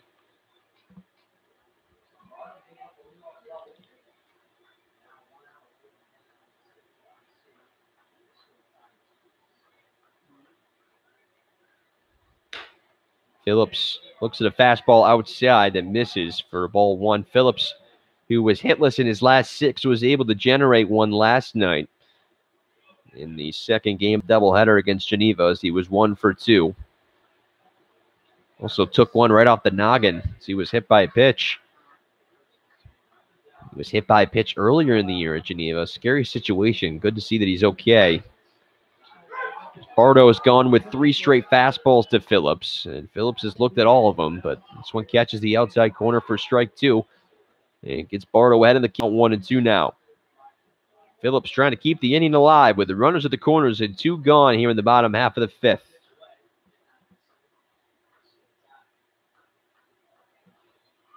Here's the 1-2 offering from Bardo. It's high and it gets away from Stevenson. Serfolio will come home and he will score.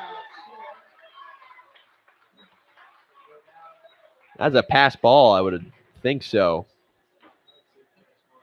Pitch was a little high, but I don't think it just caught Stevenson off guard as he was calling for it in a different location. And it skips off his glove into the backstop, and Serfolio easily comes across to score the second time he has done so tonight. And it puts the Pilots back up 3-2. Also allowed Walter to get the second. 2-2 count now. And on the hands, and a swing and a miss from Phillips ends the inning. So the pass ball allows Serfolio to come home and score and puts the Pilots up 3-2 as we are through 5 innings of play here at Colburn Park.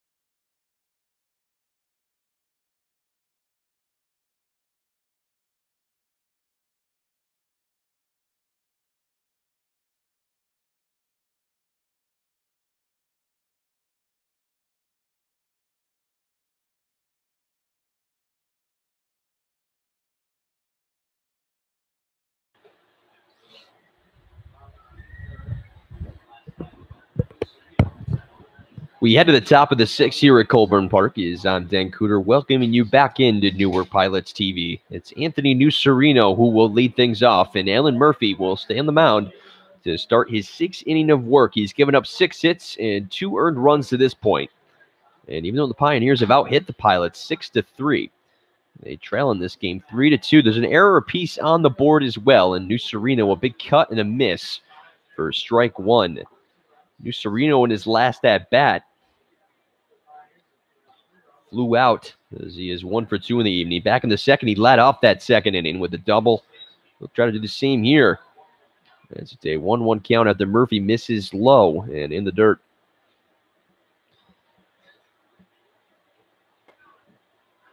For Alan Murphy, this is just about as long as he goes. This one smacked right back, and it hits him in the glove. He'll charge at it. Not going to be able to make the play in time, though.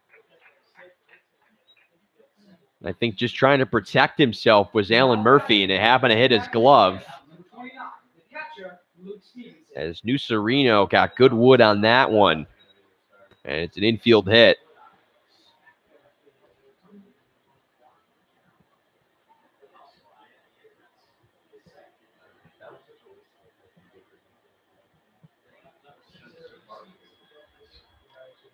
So Stevenson, the catcher, comes back to the plate after the line drive right back at the pitcher, Murphy, that he was able to stop but could not flip over to first in time. And allows the leadoff man, Nucerino, to get aboard. Pioneers have gotten runs in back-to-back innings, but one in the bottom of the 5th on a pass ball that got by the catcher, Stevenson, who was at the plate. Allowed the Pilots to regain their 1-run lead. Stevenson fouled out back in the 4th inning.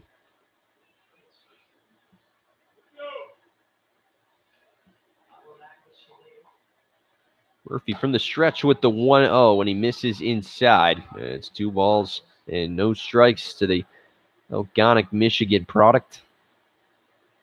As mentioned, committed to play his college baseball at Xavier.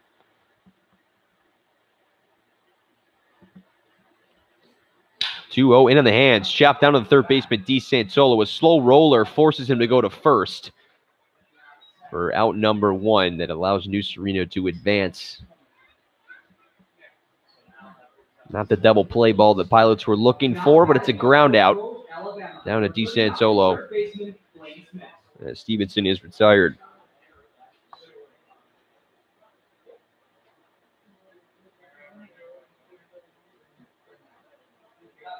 So Stevenson remains hitless on the night, and another Pioneer looking for his first hit is Blaine Smith. He was able to reach on an error back in the 4th, but did not count as a hit to his name, and he fouls this one off after he gets in front of it. Smith, a switch hitter on that left side of the plate right now with Alan Murphy, the right-hander, on the mound.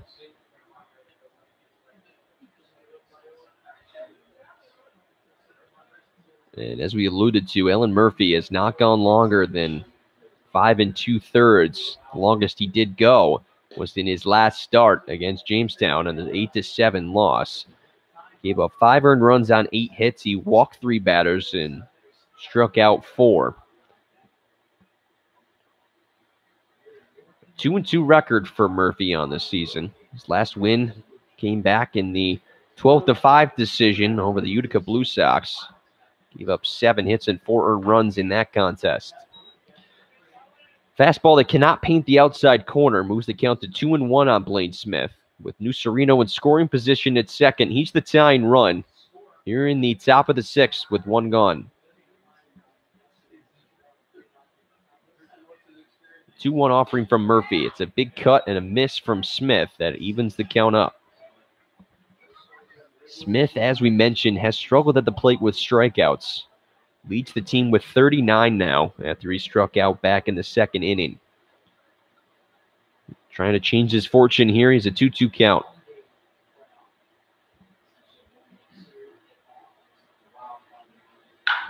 Hits this one high in the air to right. Walter back at the wall. It's gone. That one hung in the air and into right it went, and it is gone. It's a 2-run shot, and it gives the Pioneers their first lead of the game. Blaine Smith, his second home run of the season as he goes yard on Alan Murphy and puts the Pioneers up top 4-3. Now batting out of Bristol, Rhode Island, number 3, left fielder Brendan Conley.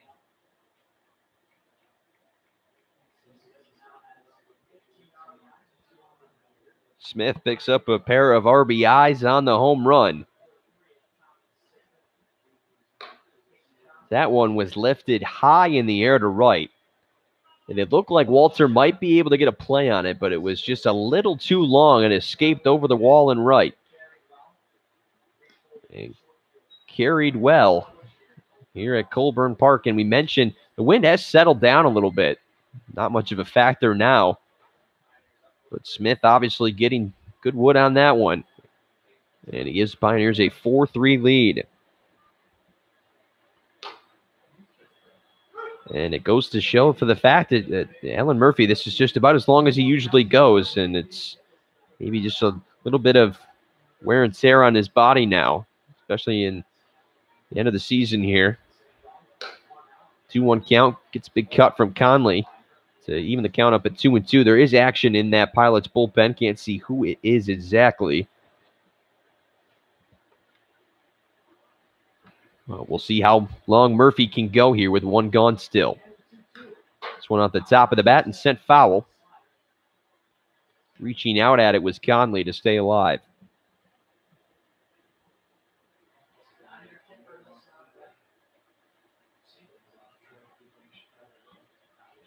For Blaine Smith, it's RBIs 14 and 15 on the season for him after the 2-run shot to right. His other home run came back on June 22nd in a 4-1 win over Jamestown. The 2-2 misses low for Murphy and pushes the count full. Smith has seen some success against Newark. As back on July 26th, he was 2 for 5 on the evening. And then in another game here at Colburn Park in an 11-6 win for the Pioneers, he was 2 for 3 with a pair of RBIs to his name. And so Blaine Smith has found some success here at Newark, and he continues that with the 2-run home run.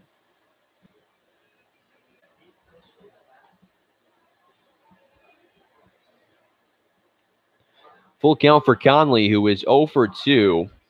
Alan Murphy stepping off of the mound for his second. And now another payoff pitch from Alan Murphy. High and tight. And it's ball 4 and a 1-out walk to Conley. Now batting out of Mansfield, Pennsylvania, number 1, second baseman Kipper Hilson.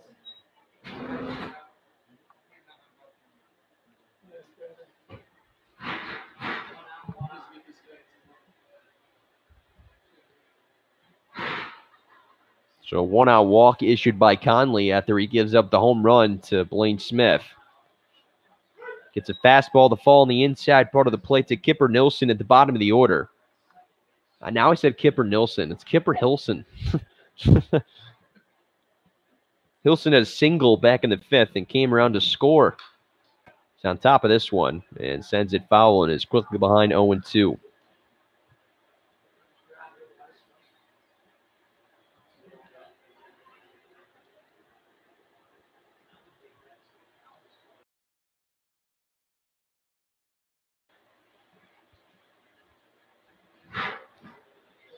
Count to the second baseman Hilson with Conley down on first.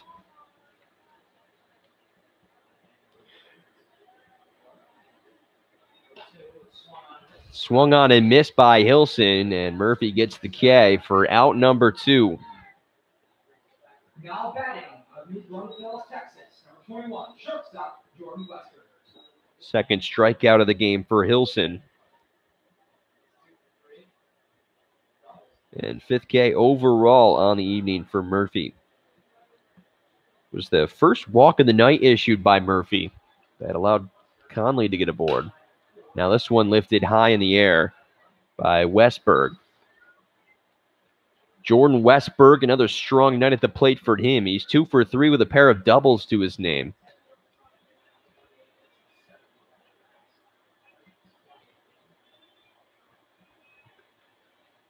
Westberg from New Braunfels, Texas, plays at Mississippi State. The SEC player has shown some power here in the Perfect Game League. He's in that leadoff spot for the Pioneers here tonight. He's behind in the count, 0-2. Westberg, a big boy, 6'3", 202. On that right side of the plate. Try to get defensive here on the 0-2 count. Runner's going, and it's fouled off by Westberg. With Conley trying to get the head start with 2 gone here. In the top of the 6th, it's a 2-run home run by Blaine Smith that has given the Pioneers their first lead of the game. It's a 4-3 ball game, out hitting the Pilots 7-3 here at Colburn Park.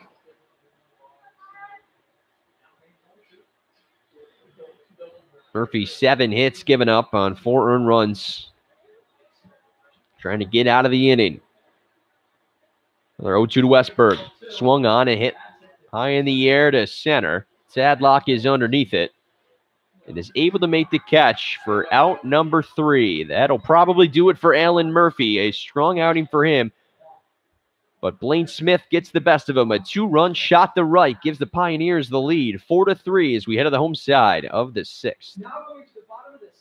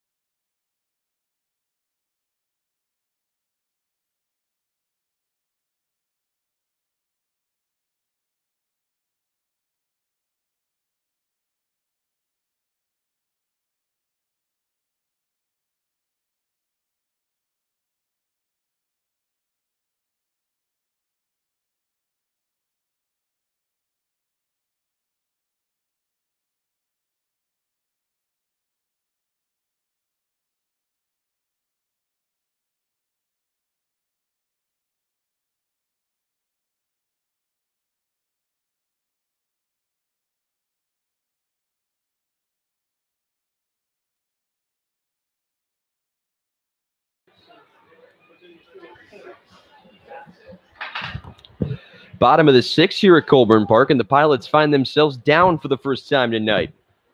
It's a 4-3 Elmira lead, and Grady Wright leading things off the 8-9 hitters.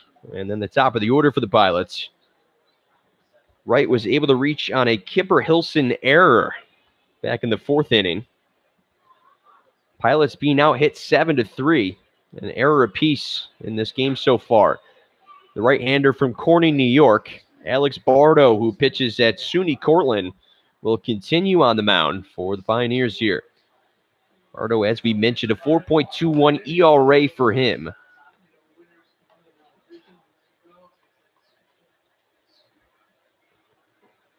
Misses with his first 3 pitches to Grady Wright here. So a 3-0 count to the first baseman. Wright taking all the way, and it misses inside, and it's 4 straight balls for a leadoff walk. Now batting out of North Haven, Connecticut. Number 1, second baseman, Gio Bonnie Torres. Torres will come up to the plate in the bottom of the order with Newark. He's 0 for 2 with a ground out and a fly out to his name.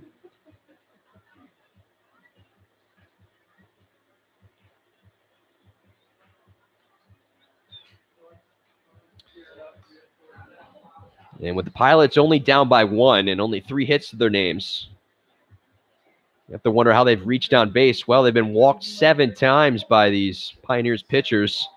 So they've been able to get some base runners, just not by the means of hits. Torres will look at strike one from Bardo here.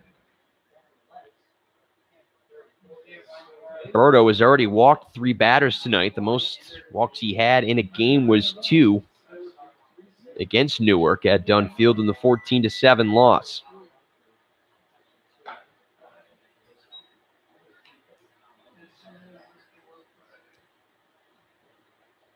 One count after Bardo misses inside to Torres.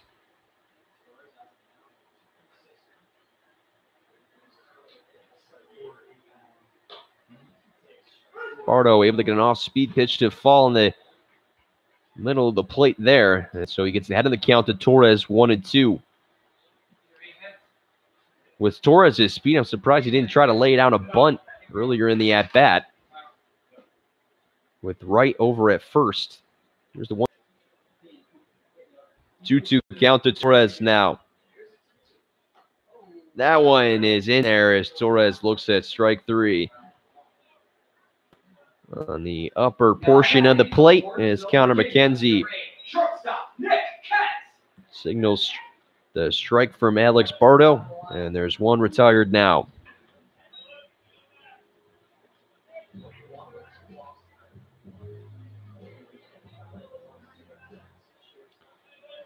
Top of the order now with the shortstop Nick Kent, who has been walked in his last 2 plate appearances.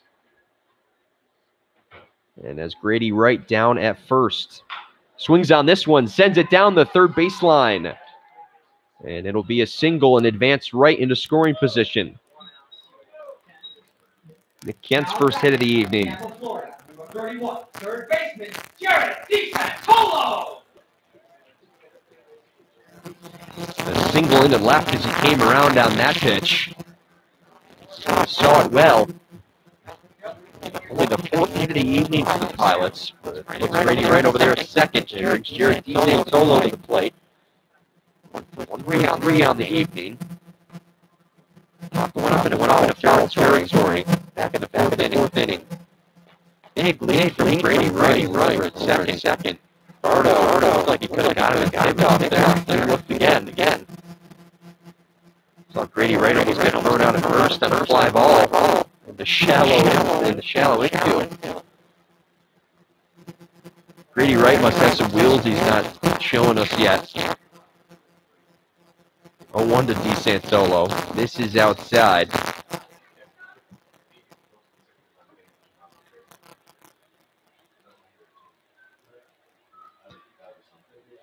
And the Pilots gotten a couple of blowouts against this Pioneers team this year. A 14-7 win. That was 14-1 at one point. A 12-1 win as well.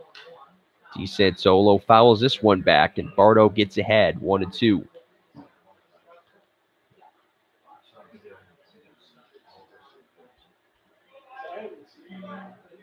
These two teams will meet again in the back end of the home and home. In the final day of the season in the Perfect Game League. Pioneers trying to inch towards a playoff berth. If Jamestown can win an Amsterdam loss, which would clinch the best record in the league for Jamestown. That's what Elmira is looking for.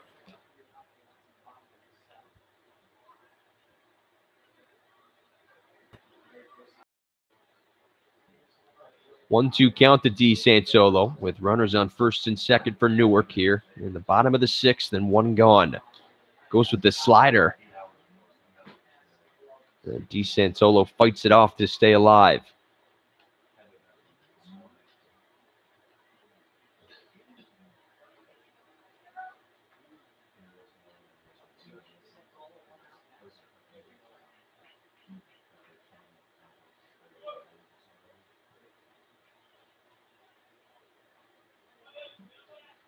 So the 1-2 count of the foul ball from DiSantolo. Bardo looking for the second out of the inning. 1-2 swung on and missed. A big strikeout for Alex Bardo. It keeps the runners at first and second. As he retires DiSantolo for the second out. Indian Springs, Alabama. Number 3, designated hitter, Matt Zerfolio. Second K of the inning, and for Alex Bordeaux, trying to keep the Pioneers' lead intact at 4-3 here.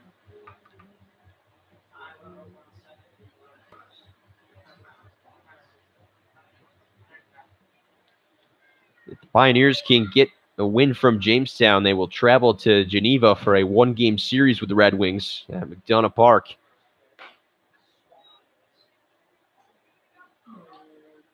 As Serfolio swings and misses at the first pitch he sees. Serfolio led the fifth off with a double and came around to score later in the inning.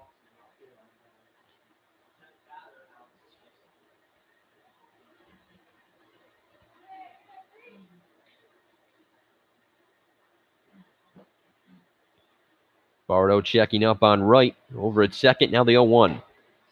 Just outside to even the count at 1-1.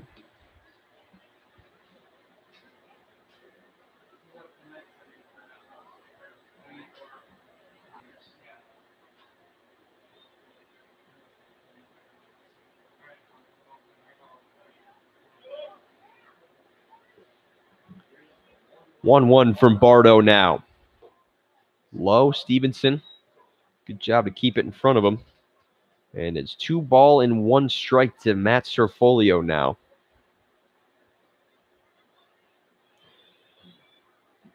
And what we thought we might have some rain has turned into a pretty good evening here at Colburn Park right now. And the rain seems to be gone. Kind of disappeared. First time that's happened all year. So it finally goes away. And Serfolio looks at a big heaping curveball. Looked like, yeah. That one was slow. But Serfolio looks at it, and it finds the outside corner to even the count up at 2-2. I feel like I would be able to know these pitches if I was on the other side. Like a lot easier. I have a hard time from behind here. You guys seem to be really good at it, though, so I'm glad I got you two here. Yeah.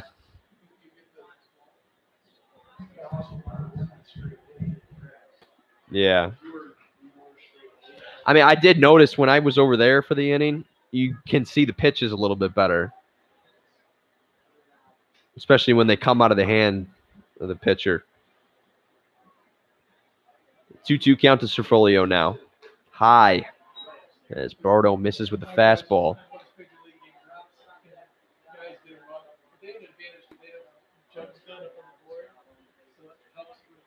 You know what I wish? I wish we had the gun, just so you could see how hard they're throwing it.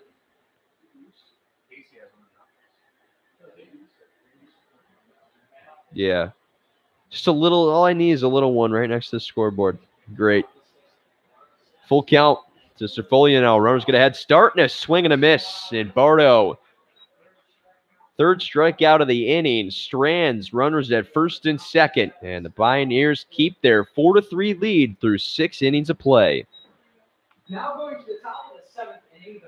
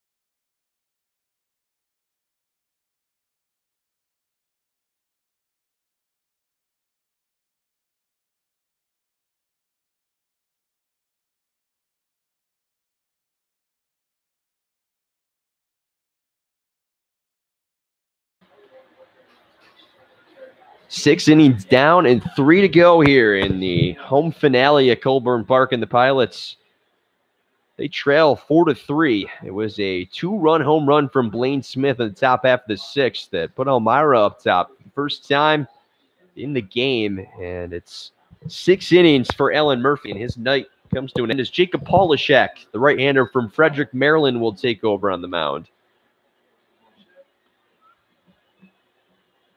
Pilots, after resting most of their primary pitchers that are left here on the roster in Newark, come on the mound in tonight's game now against Elmira. Geneva kind of got off the hook last night. Got to see some infielders come in and pitch for the Pilots last night. 1-1 count to Tanner Johnson, who leads off the top half of the 7th. The 1-1 inside from Polishek.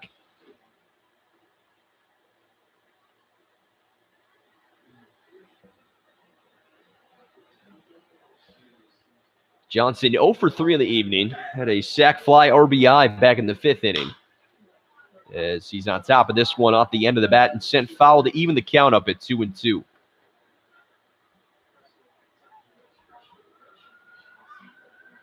For Jacob Polishek, it's his 15th appearance of the season.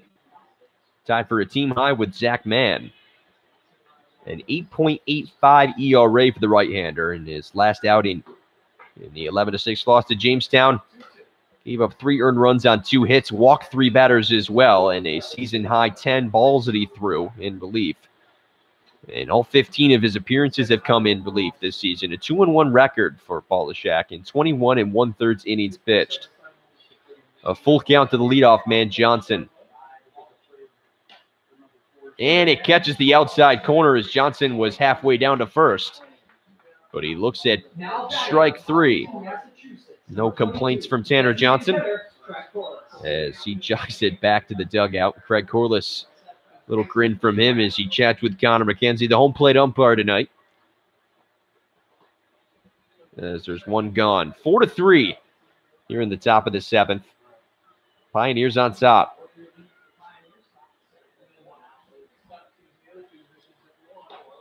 Fastball from Polishek that gets away from him just a tad, and inside and low to Corliss. Corliss 1 for 3 on the evening. Had a single way back in the top of the 1st.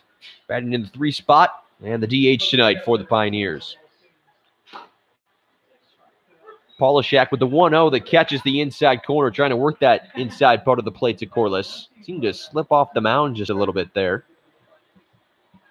But the pitch in there for a strike and a 1-1 count to Corliss now. Slider from Polishek that comes around too much. And it's a 2-1 count.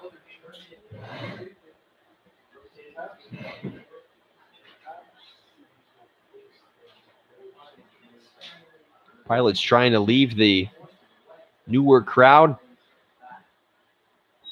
home happy for the last time this season. It would be their 15th win of the season for Elmira. They're looking to get into the 20-win category, sitting on 19. 3-1 count to Corliss. Inside, catches the corner. Most of Polishek's pitches to Corliss here in this at-bat have been in on the hands. He gets the call from McKenzie and pushes the count full. Polishek ready to go with the payoff. Corliss looks at strike 3, and it's back-to-back Ks from Polishek. There's 2 gone here in the top of the 7th now. Number 2, center fielder, Colin Davis.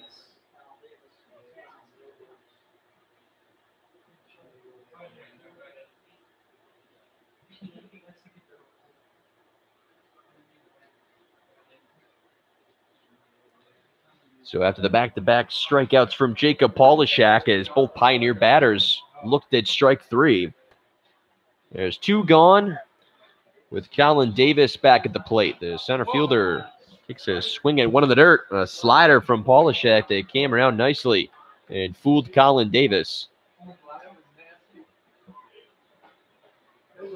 Davis, a double for him back in the fourth, as he is 1 for 3 on the evening. Has come around to score one of the 4 runs for the Pioneers.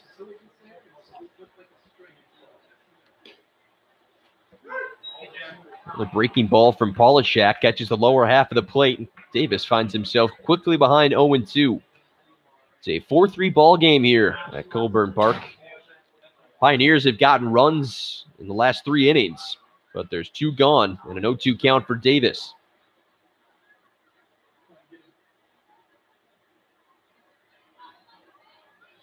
The 0-2 chopped down to the shortstop, Kent, and he can't feel it on the hop.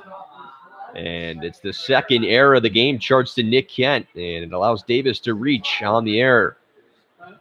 Now batting, Fayetteville, New York, 13, first baseman Anthony. Just the last hop that just seemed to catch Nick Kent by surprise, and it looked like it smacked off his forearm.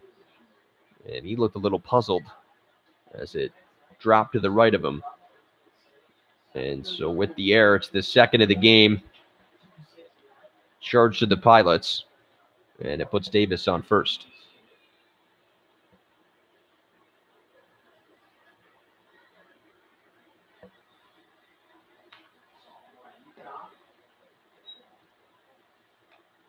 So Polishak forced to face another batter here in the top of the 7th now, and it's Anthony Nucerino, who has seen the ball well, 2 for 3.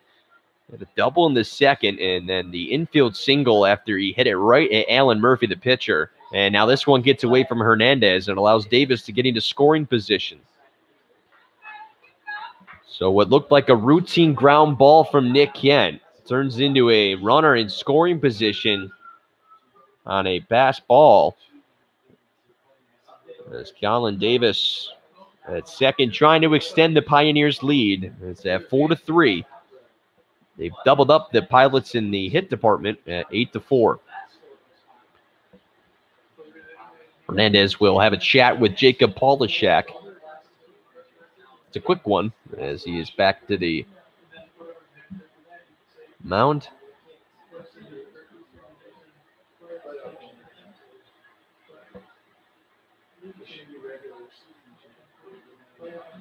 Nucerino was hitting .244 on the season coming into tonight's game.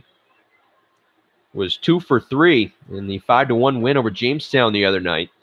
So he continues to stay hot of the plate. Had a RBI double in that win. Has knocked his hit count up to 22 in the season with a double and a triple to his name. His 26th appearance with the Pioneers this year, 3-0 count. And Polishak, 4 straight balls, a 2-out walk. Puts a runner on first. Now batting out of Algonac, Michigan, number 29, the catcher, Luke Stevenson.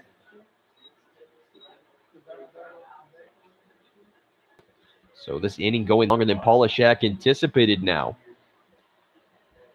As it continues after the 2-out walk, that brings the catcher Stevenson back to the plate. 0 for 3 on the evening.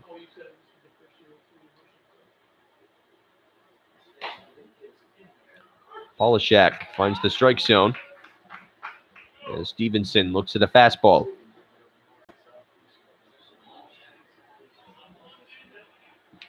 Murphy left the game, only walking 1 batter, and so it's the second walk issue to the Pioneers' batting order tonight. The 0-1 popped up high in the air in foul territory. Grady Wright has a play on it, and he's able to make the catch to retire the side, and so Polishak gets a pair of strikeouts and leaves 2 stranded here in the top half of the 7th. Elmira, 4-3 lead as we head to the home side and stretch it out here at Colburn Park.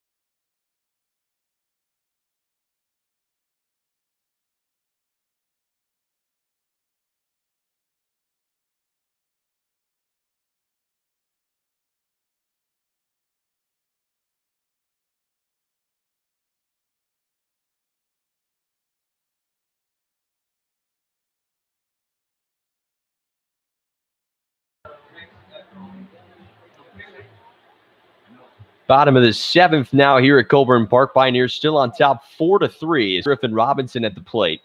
And he cannot check on the swing. The new pitcher on the mound, the right-hander, number 12 for the Pioneers. We'll get you his name in just a second. Not listed on the roster that we have in front of us. But we will get you his name momentarily. As Robinson looks at a ball low and the fastball to move the count to 1-1. Big fastball there. That one was high. And Robinson not able to get around on it. He's behind the count 1-2 now.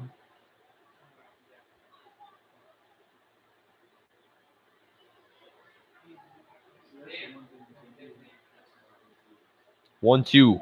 Robinson chops it foul. Chasing after it is New Sereno, and it'll get down just in the nick of time over there in the Pilots bullpen.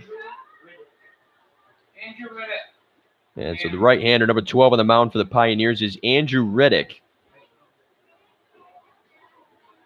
And he will come on here in the bottom half of the 7th with his Pioneers up 4-3. They're out hitting the Pilots 8-4. A pair of errors for the Pilots and one credited to Elmira. A 1-2 count after the foul ball down the right field line by Griffin Robinson. Riddick goes off speed and misses outside to even the count at 2-2.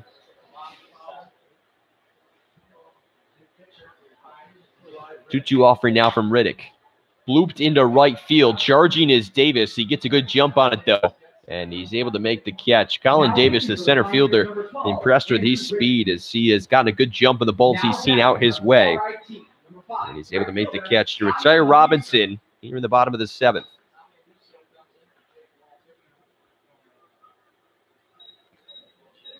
So Tommy Amuso will come into the game now. The Webster, New York native who plays at RIT, and he swings at this one into center. Davison tracking it again. And Colin Davis, right on cue, comes up with a great catch to retire Amuso on the first pitch he sees. Davis just seems to see the ball really well out there in center field, and he gets another good jump. Back-to-back catches out there in center field for the Wofford product. It's from Rossville, Georgia. There's quickly 2 gone now. So Amuso gets some good wood on that one, but Colin Davis able to come up with a good catch.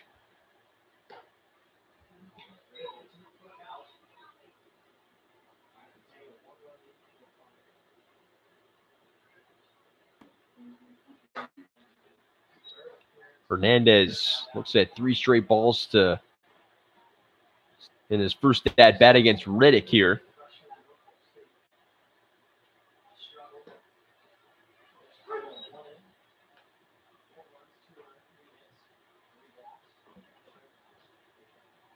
Pilots trying to put something together here. And it's a 2-out walk issued to Alex Hernandez. Now batting at Reynoldsburg, Ohio, number 19, center fielder, Rick Phillips. And so the walk and it out to Hernandez will extend the inning for the Pilots here and bring Rick Phillips to the plate.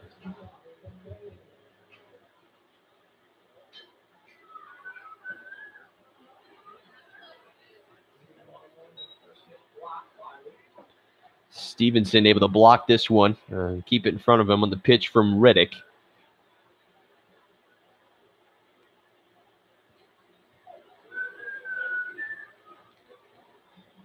Phillips came on for Parker Tadlock in center field back in the 5th. He hits this one high in the air in foul territory. New Sereno chasing it, not able to make the catch. A tough one. So he had to look over his shoulder. And could not come down with it right there next to the Pilots bullpen.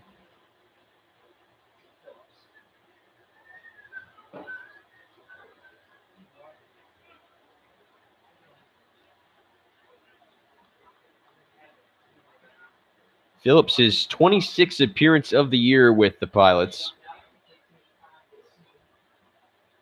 9 hits and 65 at-bats for the center fielder.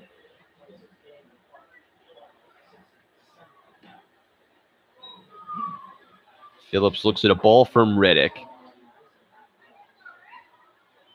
2 balls and 1 strike now.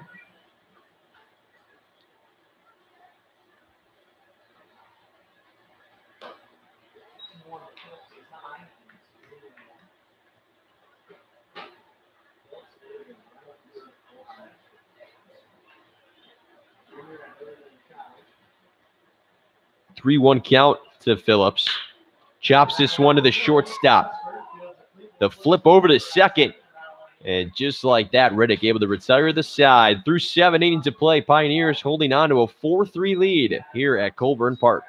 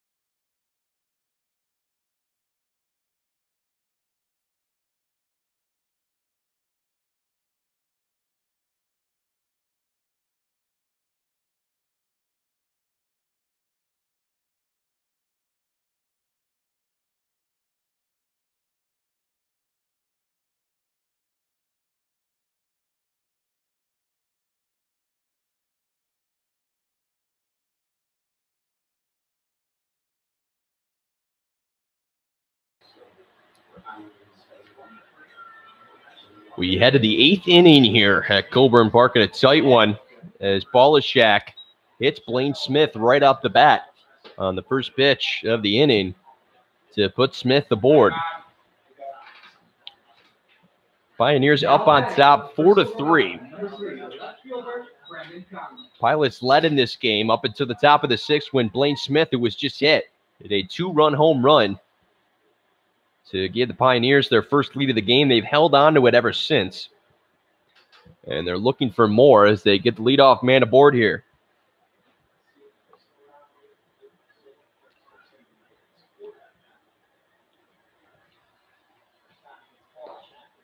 Now this one gets away from Hernandez, and Smith will easily get into scoring position, so not a good start to the inning for Polishak. As it skips away from Hernandez and puts Smith over at second now.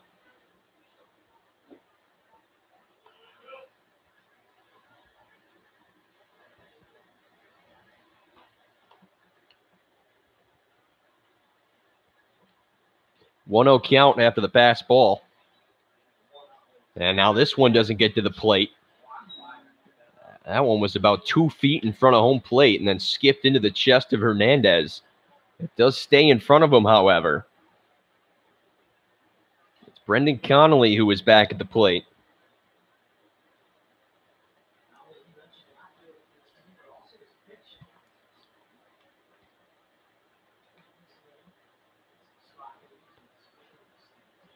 It's a 2-0 count now to Connolly. And he misses again up high. Polishek struggling with his command to start off here in the top of the 8th now. It was Alan Murphy who started this game for the Pilots. He went 6 innings, gave up 4 earned runs.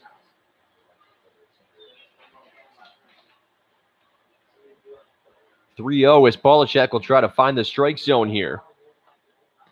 Gets a swing and a miss as Connolly given the green light. And it's a 3-1 count now. Conley able to reach on a walk back in the 6th inning. Looking to get on base again. The 3-1 delivery from Polishek. Another swing and a miss to push the count full. That one in on the hands of Connolly.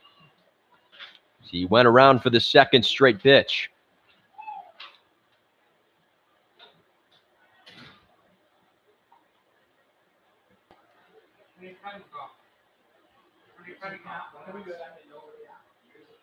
(3-2). Down the third baseline, it gets by DeSantolo. Davis will come around and score. Conley will come into second, and it's a stand-up RBI double for Conley. And the Pioneers extend their lead to 5-3. Now batting out of Mansfield, Pennsylvania. Number 1, second baseman, Kipper Hilson. Conley got around on that one, and just out of the outreach glove of third baseman Jared DeSantolo, and it skipped down the line and stayed fair. It's the 9th hit of the game for the Pioneers, and it gives them their 5th run of the game and puts them up 5-3. First hit of the evening for Brendan Connolly, and it's a big one here in the top half of the 8th.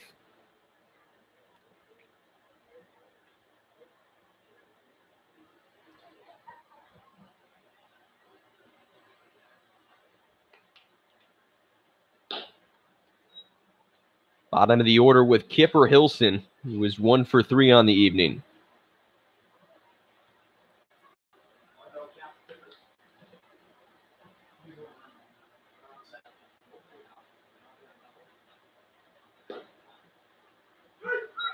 Polishek gets a fastball on the inside part of the plate.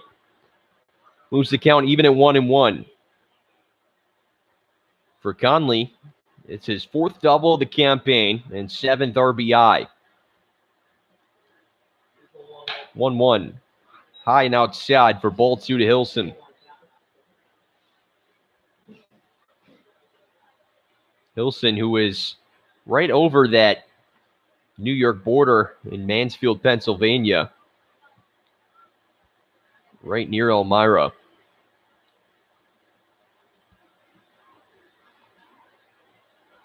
(2-1). That one well inside, and Hilson tucked out of the way.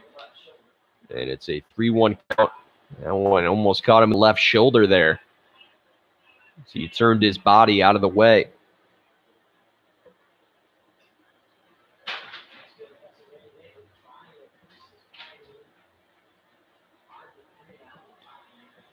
Hitters count for Hilson. Had a piece of popcorn stuck in my throat. Polishek catches the inside corner. Moves the count full at 3-2 to Hilson. Pilots trying to hang around in this one. Still none gone. Pioneers looking for more. Conley's over at second after his RBI double. The payoff. Tipped on, a foul tip right into the glove of Hernandez for out number 1. Now batting out of New Brainsville, Texas, number 21, shortstop, Jordan Westbrook. Back-to-back strikeouts for Kipper Hilson now. Struck out back in the 6th inning as well. And it sends the Pioneers to the top of the order with the hard-hitting Jordan Westberg back at the plate. The Mississippi State product, another strong night for him. 2 for 4 with a pair of doubles. He flew out back in the 6th inning. 1 gone here in the top of the 8th. Pioneers have tacked on another run. They lead 5-3.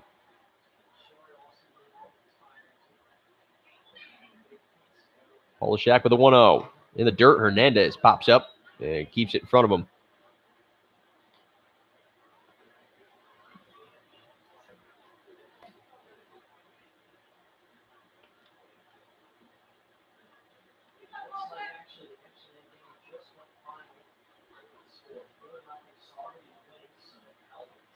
Two-0 count after the pitch misses in the dirt from Polishak. Conley at second as Polishak catches a fastball in the outside corner. Westberg, as we mentioned, his 20th appearance of the season, hitting at .382. 26 hits and only 68 at-bats, so he's made the best of his time here with the Pioneers. Big cut as he misses on this one and evens the count at 2-2.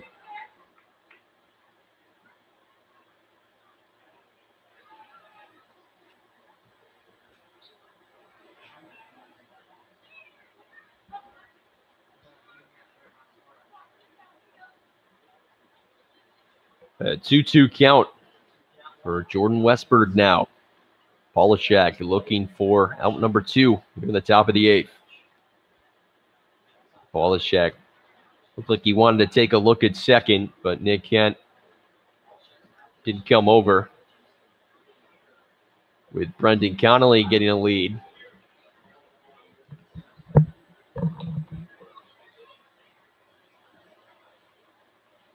He steps off again. Still a 2-2 count to Westberg here.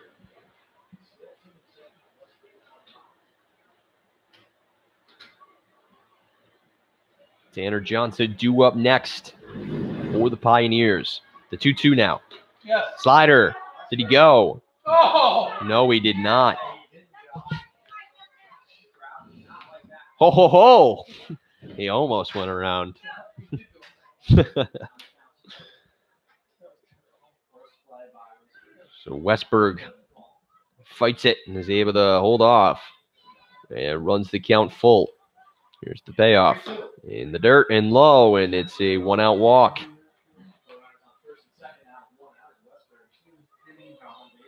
Now batting out of Crestwood, Kentucky, number 15, right fielder Tanner Johnson.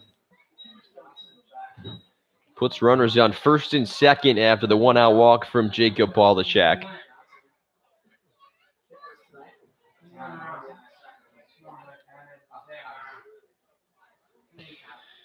Johnson hitless on the evening.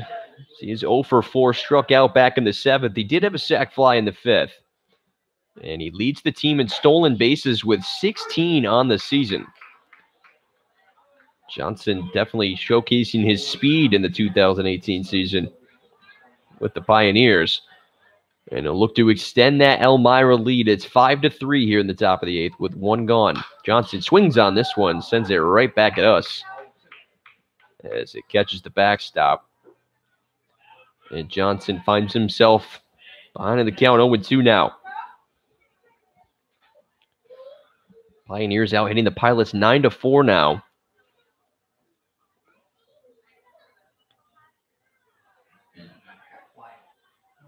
And still 2 count here. Conley will take off. The swing and a miss. Oh, and the throw gets away. And Conley will come home and score. A costly error from Alex Hernandez behind home plate, and it allows the 6th run of the evening to come across and score for Elmira. And they get another run here in the top of the 8th and take a 6-3 lead.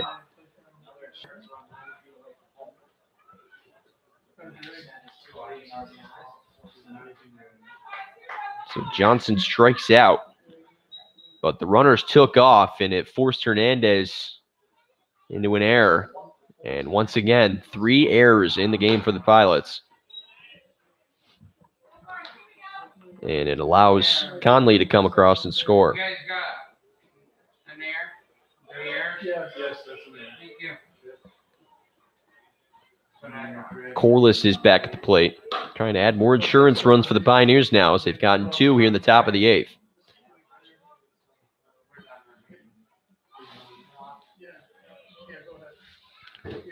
Corliss is 1 for 4, his only hit coming way back in the top of the 1st on a single.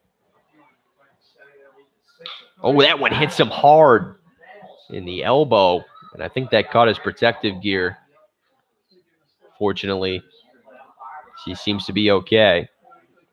McKenzie will walk with him down to first just to make sure he's okay, and now Corliss will run into a slight jog down to first as he seems to be all right.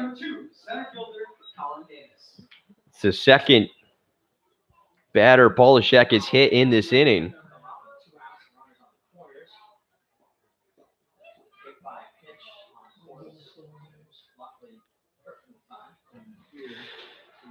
So as Corliss hit by the pitch, puts runners at the corners here for the Pioneers. Still 2 gone here in the top of the 8th, and it brings the hard-hitting Colin Davis back to the plate. Davis, who has made some spectacular plays out in center field tonight, is 1 for 4 in the evening. Swings at this one, drills it right to the shortstop, Kent, who was able to catch it on the hop and get it to second to retire the side. The Pioneers add 2 more here in the top of the 8th. They lead 6-3 now. So we head to the home side here at Colburn Park. Now going to the bottom of the 8th inning.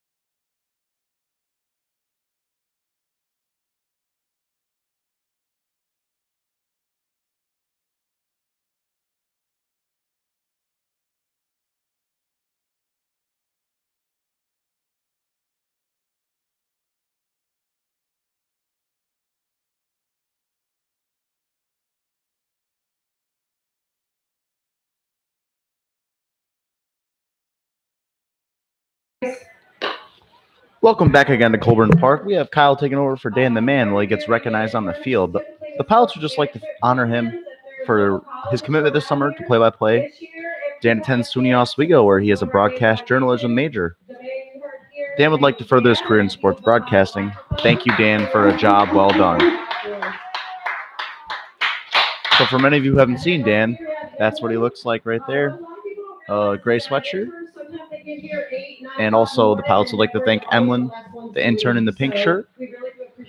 Emlyn's from Waterloo, New York, right down the street. And she also attends Casanova College. Thank you, Emlyn, for a job well done. And thank you, Dan, for a job well done. We'll be right back with some baseball. Oh, we are back with some baseball as Grady Wright, number 17 from Lincoln Memorial University, steps up to the plate. First baseman, Grady Wright.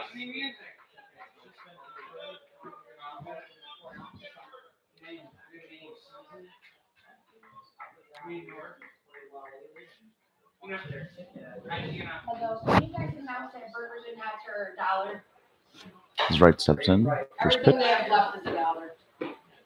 And McKenzie calls it a strike on the outside corner. Get them. Heavy for out their music. He doesn't want to get up. You're going to leave. You got your card.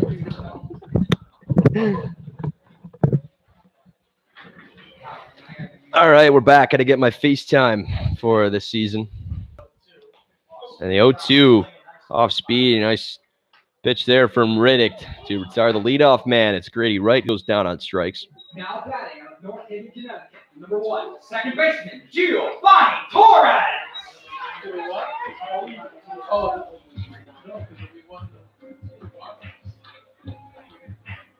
We got that one. We got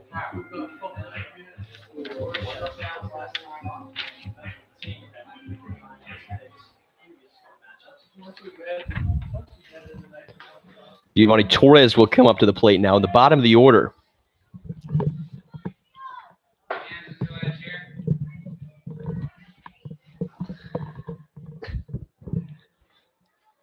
One-0 count, swung on and hit it opposite field by Torres. Johnson is underneath it to make the catch, and there's quickly 2 gone now here in the bottom of the 8th. Now batting out of Gordonsville, Virginia, number 8, shortstop, Nick Kent.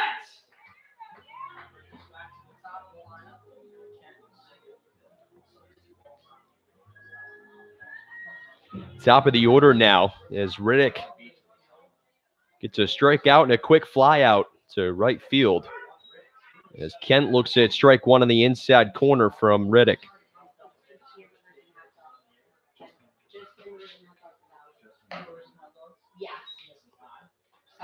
1-1 count after Riddick misses with that one to Kent. Kent 1 for 2 on the evening, has been walked twice as well. Cracks this one down to the third baseman, Blaine Smith, able to feel it on the hop to play and able to catch it as it was skipped right into the first baseman, New Sereno, but he's able to dig it out. And it's a 1-2-3 inning for Riddick here in the bottom half of the eighth. Pioneers keep their 6-3 lead as we head to the final inning to play here at Colburn Park.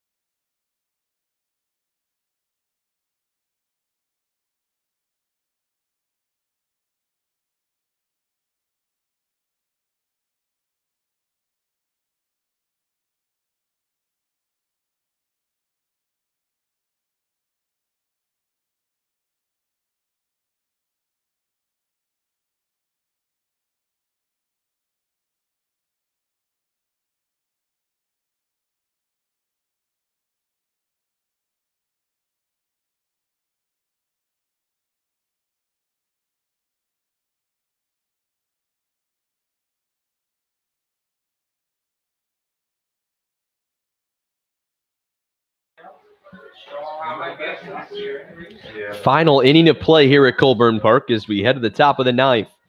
Pioneers have gotten out to a 6-3 lead now after 2 more in the top half of the eighth. They've scored 4 unanswered runs here. Pioneers, as I'm hearing from my fellow broadcaster on their side, have made it into the playoffs. It'll be a 1-game playoff with Geneva at McDonough Park on Wednesday.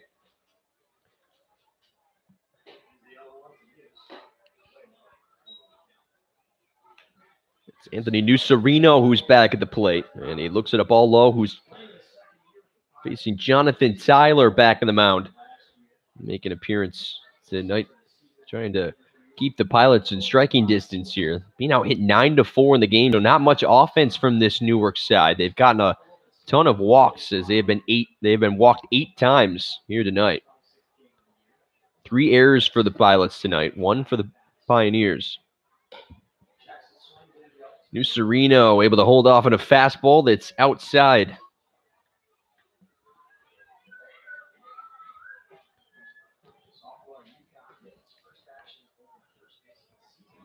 Nucerino 2 for 3 in the evening. A double in the second, and then a single for him in the 6th inning. Strong night at the plate for the first baseman from Fayetteville, New York.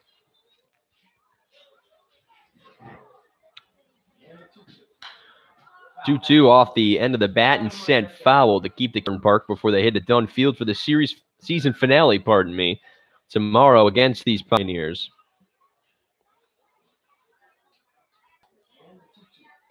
Sereno swings it one in the dirt and an off-speed pitch. And Hernandez able to keep control of it as Tyler able to get the leadoff man retired on strikes. The catcher, Luke Stevenson.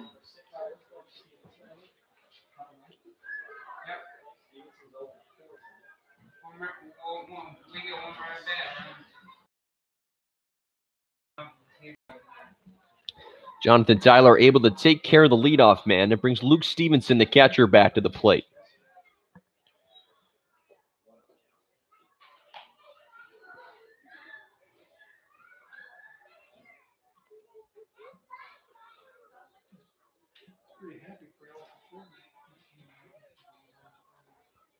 One 0 count to Stevenson after Tyler misses, and now this one catches him in the back. An unintentional pitch there by Tyler, but it smacked Stevenson in the back as he gets hit by the pitch. And with one gone, there's a runner on first now.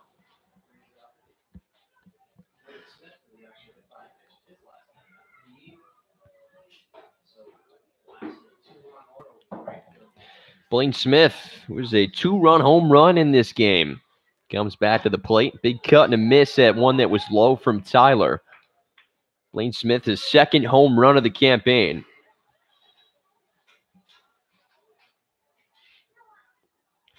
Brought him up to 15 RBIs on the season.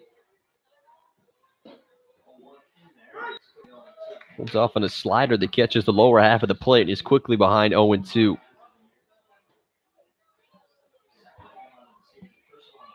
Smith, second on the team behind Tanner Johnson. It's stolen bases with 12. He does have a team-high 11 errors, however. 0-2 well outside and high as Tyler lost control of that one. And it's the first ball to the third baseman, Smith. Sixth time this year that Luke Stevenson has been hit by a pitch. As Tyler misses with a fastball outside. Connor McKenzie calling ball 2.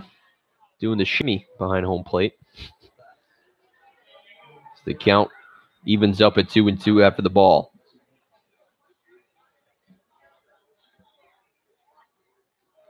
Slider goes down to the second baseman, Torres. They'll try to turn 2. The play to first. It's in time. A double play ends the inning. And we'll head to the bottom half of the ninth.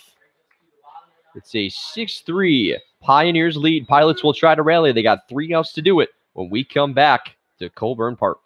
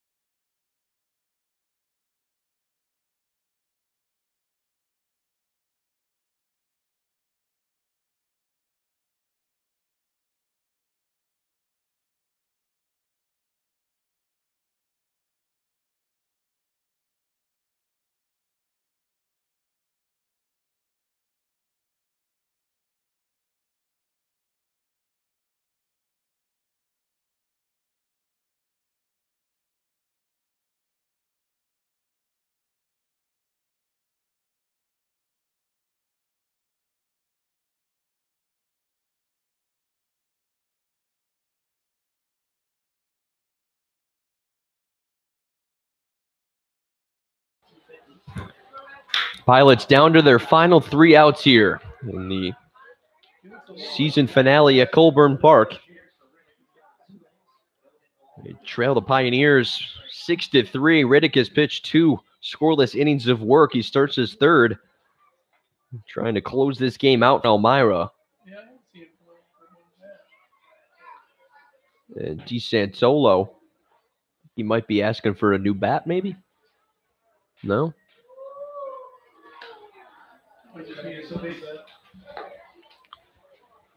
He'll head back to the batter's box after he fouled off the first pitch he saw from Riddick for strike 1. Pioneers out hitting the Pilots 9-4 tonight. So they look for their 20th win of the season.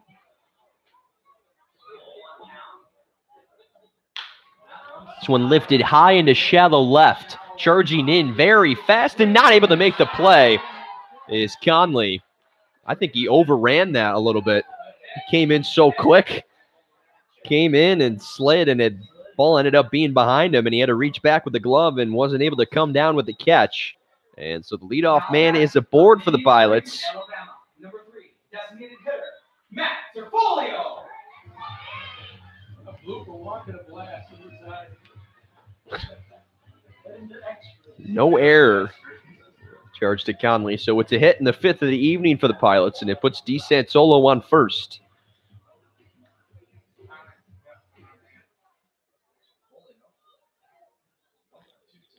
Serfolio walked in the 1st and 3rd, and then hit a double in the 5th, 1 for 2 in the evening as he struck out in the 6th. He looks at strike 1 here from Riddick.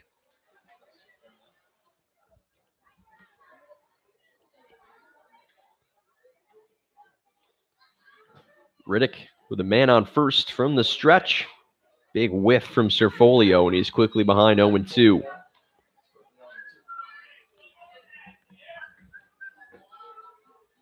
Some fireworks after the game tonight here at Colburn Park. Some fans sticking around for those. I, myself, will be heading home.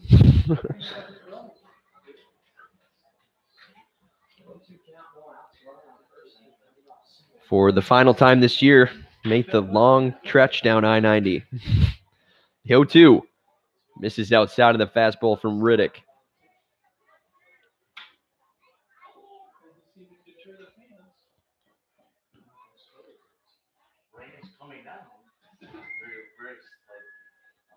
Got some rain, a little mist.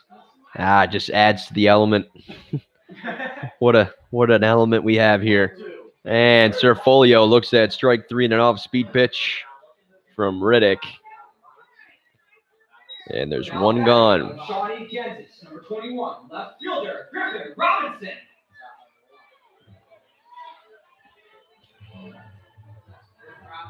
So DeSantolo held up at first after the strikeout from Serfolio. And with one gone here in the bottom of the 9th, Pilots still trailing 6-3.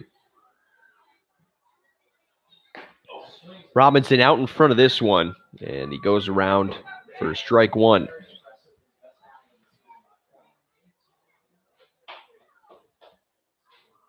Robinson 1 for 4 on the evening. He had the RBI double way back at the bottom of the 1st. That got the Pilots off the lead. Stevenson loses this one, but DeSantolo stays put at first. So he took a look, but it didn't get far enough behind Stevenson. And so the count goes to 1-1.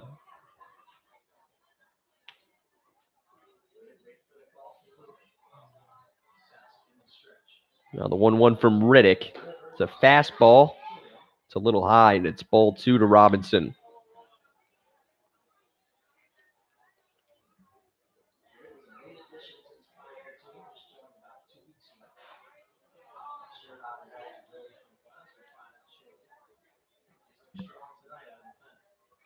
(2-1). Robinson out in front once again. And he evens the count up at 2-2 after the swing and miss. DeSantolo still down at first after he had the blooper in the left that Conley could not come up with to lead off the bottom half of the 9th.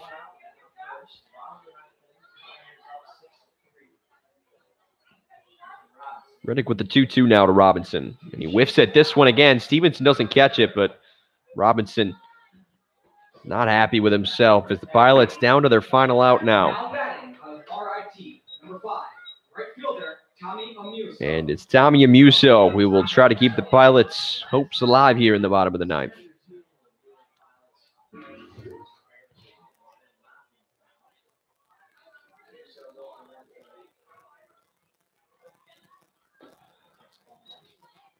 Amuso 0 for 1 on the evening. Had that hard shot into center, but Davis did a great job to come in and make the sliding effort to retire Amuso. So he took over. Walter.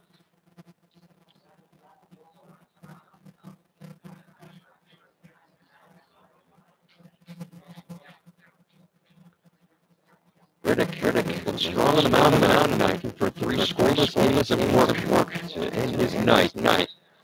He's tossed in 3 straight strikes to Tommy Amuso. Alex Hernandez on deck. He would be the tying run at the plate. Amuso can get aboard here. 3-0 catches the strike zone. Amuso looking all the way. It's a 3-1 count now.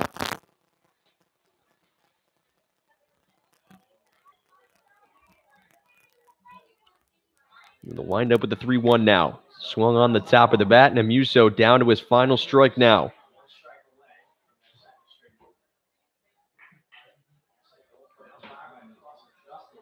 Pioneers looking to make it 2 in a row and 20 on this season. And they'll meet one more time tomorrow in Elmira, New York at Dunn Field. Connor McKenzie, I couldn't exactly see what happened. He take a shot to the head? Oh, okay. Oh, it caught him in the eye. Okay. The dust caught him in the eye, it looks like.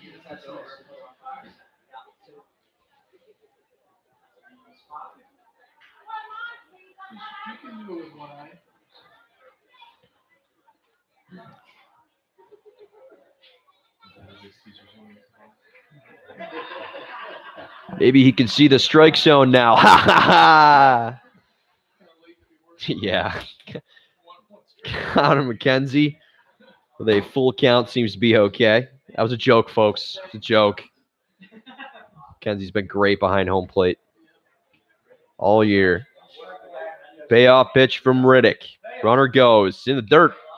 It's a 2-out walk. And the tying run will come to the plate with Alex Hernandez. Looking for his first hit of the night. Number 6, the catcher, Alex Hernandez. Runners on first and second now after the 2-out walk issued by Riddick. As we play on in the bottom of the 9th. A 6-3 Pioneers lead they hold on to. They've out-hit the Pilots 9-5. And so Riddick will try to reset after the 2-out walk issued to Amuso. He'll face Alex Hernandez. He walked Hernandez back in the 7th inning. And now Luke Stevenson will come out and visit again. They talked right before Hernandez came to the plate, but obviously didn't get their signals straight there, so they'll talk it over quick. Obviously trying to pitch Hernandez as carefully as they can.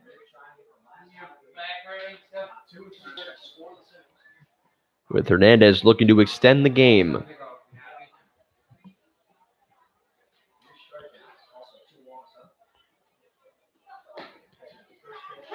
Lower half of the plate, catches on the inside for strike 1 to Hernandez.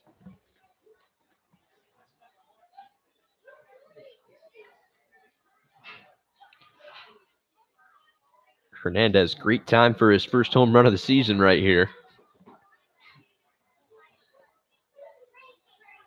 The 0-1 from Riddick. Off speed that Hernandez looks at, and he's down to his final strike.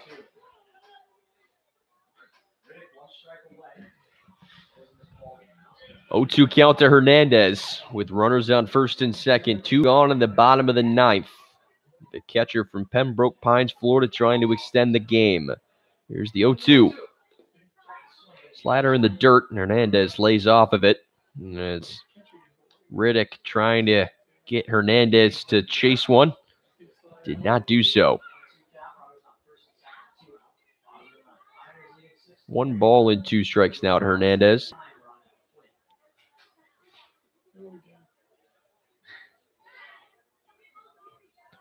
Rain able to hold off here tonight for this Monday night game. And now the 1-2 to Hernandez. Checked his swing on a pitch that was just a tad low on the fastball from Riddick. McKenzie couldn't give him the call, and the count evens up at 2-2.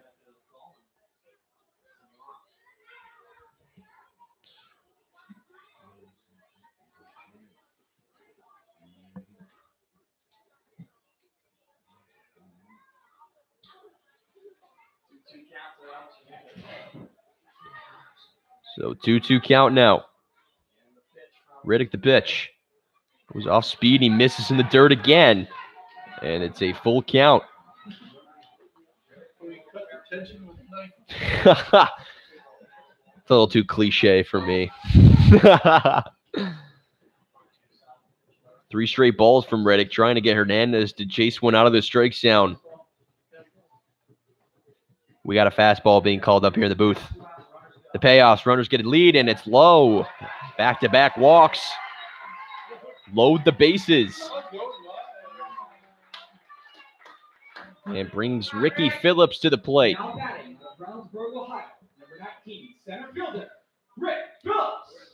Phillips is 0 for 2 with a pair of strikeouts since coming into the game for Parker Tadlock. He'll try to change his fortune here and extend this game. The base is loaded. And the winning run is at the plate with Hernandez over at first now. 2 gone. Phillips looks at a fastball that catches the outside corner. Riddick, who was able to get ahead of the count to Hernandez, 0-2, just couldn't find the strike zone after that. Couldn't get Hernandez to chase anything. And he'll have to face Phillips now. Here's the 0-1. That slider, it's in the same location pretty much every time, too. Yeah, the Pilots batters seeming to be able to hold off on that slider. Stevenson doing a good job to keep it in front of him. With DeSantola with third. The 1-1. Fastball outside corner. Pilots flirting with their final strike once again. It's Ricky Phillips. With 2 gone and the bases loaded. Pioneers looking to lock up 20th win of the season for them. They win here tonight. They lead this game 6-3. The 1-2. Off the end of the bat, and it's right to the shortstop, Westberg, and that'll do it. Pilots strand the bases loaded here. And the Pioneers pick up the win. 6-3. Pioneers go into the playoffs, and the 1-game series against Geneva. Final game of the season for the Pilots will be tomorrow at Dunn Field. It has been an absolute pleasure calling the games this summer here at Colburn Park on NewarkPilots.tv. Thanks to my family for watching the games. I give them credit for watching them. And so all of you that did watch, it's been a blast. And hopefully this is just the start, as I would love to try and do this for a long time. And it was a good starting point here at Colburn Park with the Newark Pilots. And it was fun. And I hope you enjoyed listening just as much as I enjoyed calling games. And so saying long from Colburn Park for the final time this season, I'm Dan Cooter on the Newark Pilots TV network. We'll see you next year.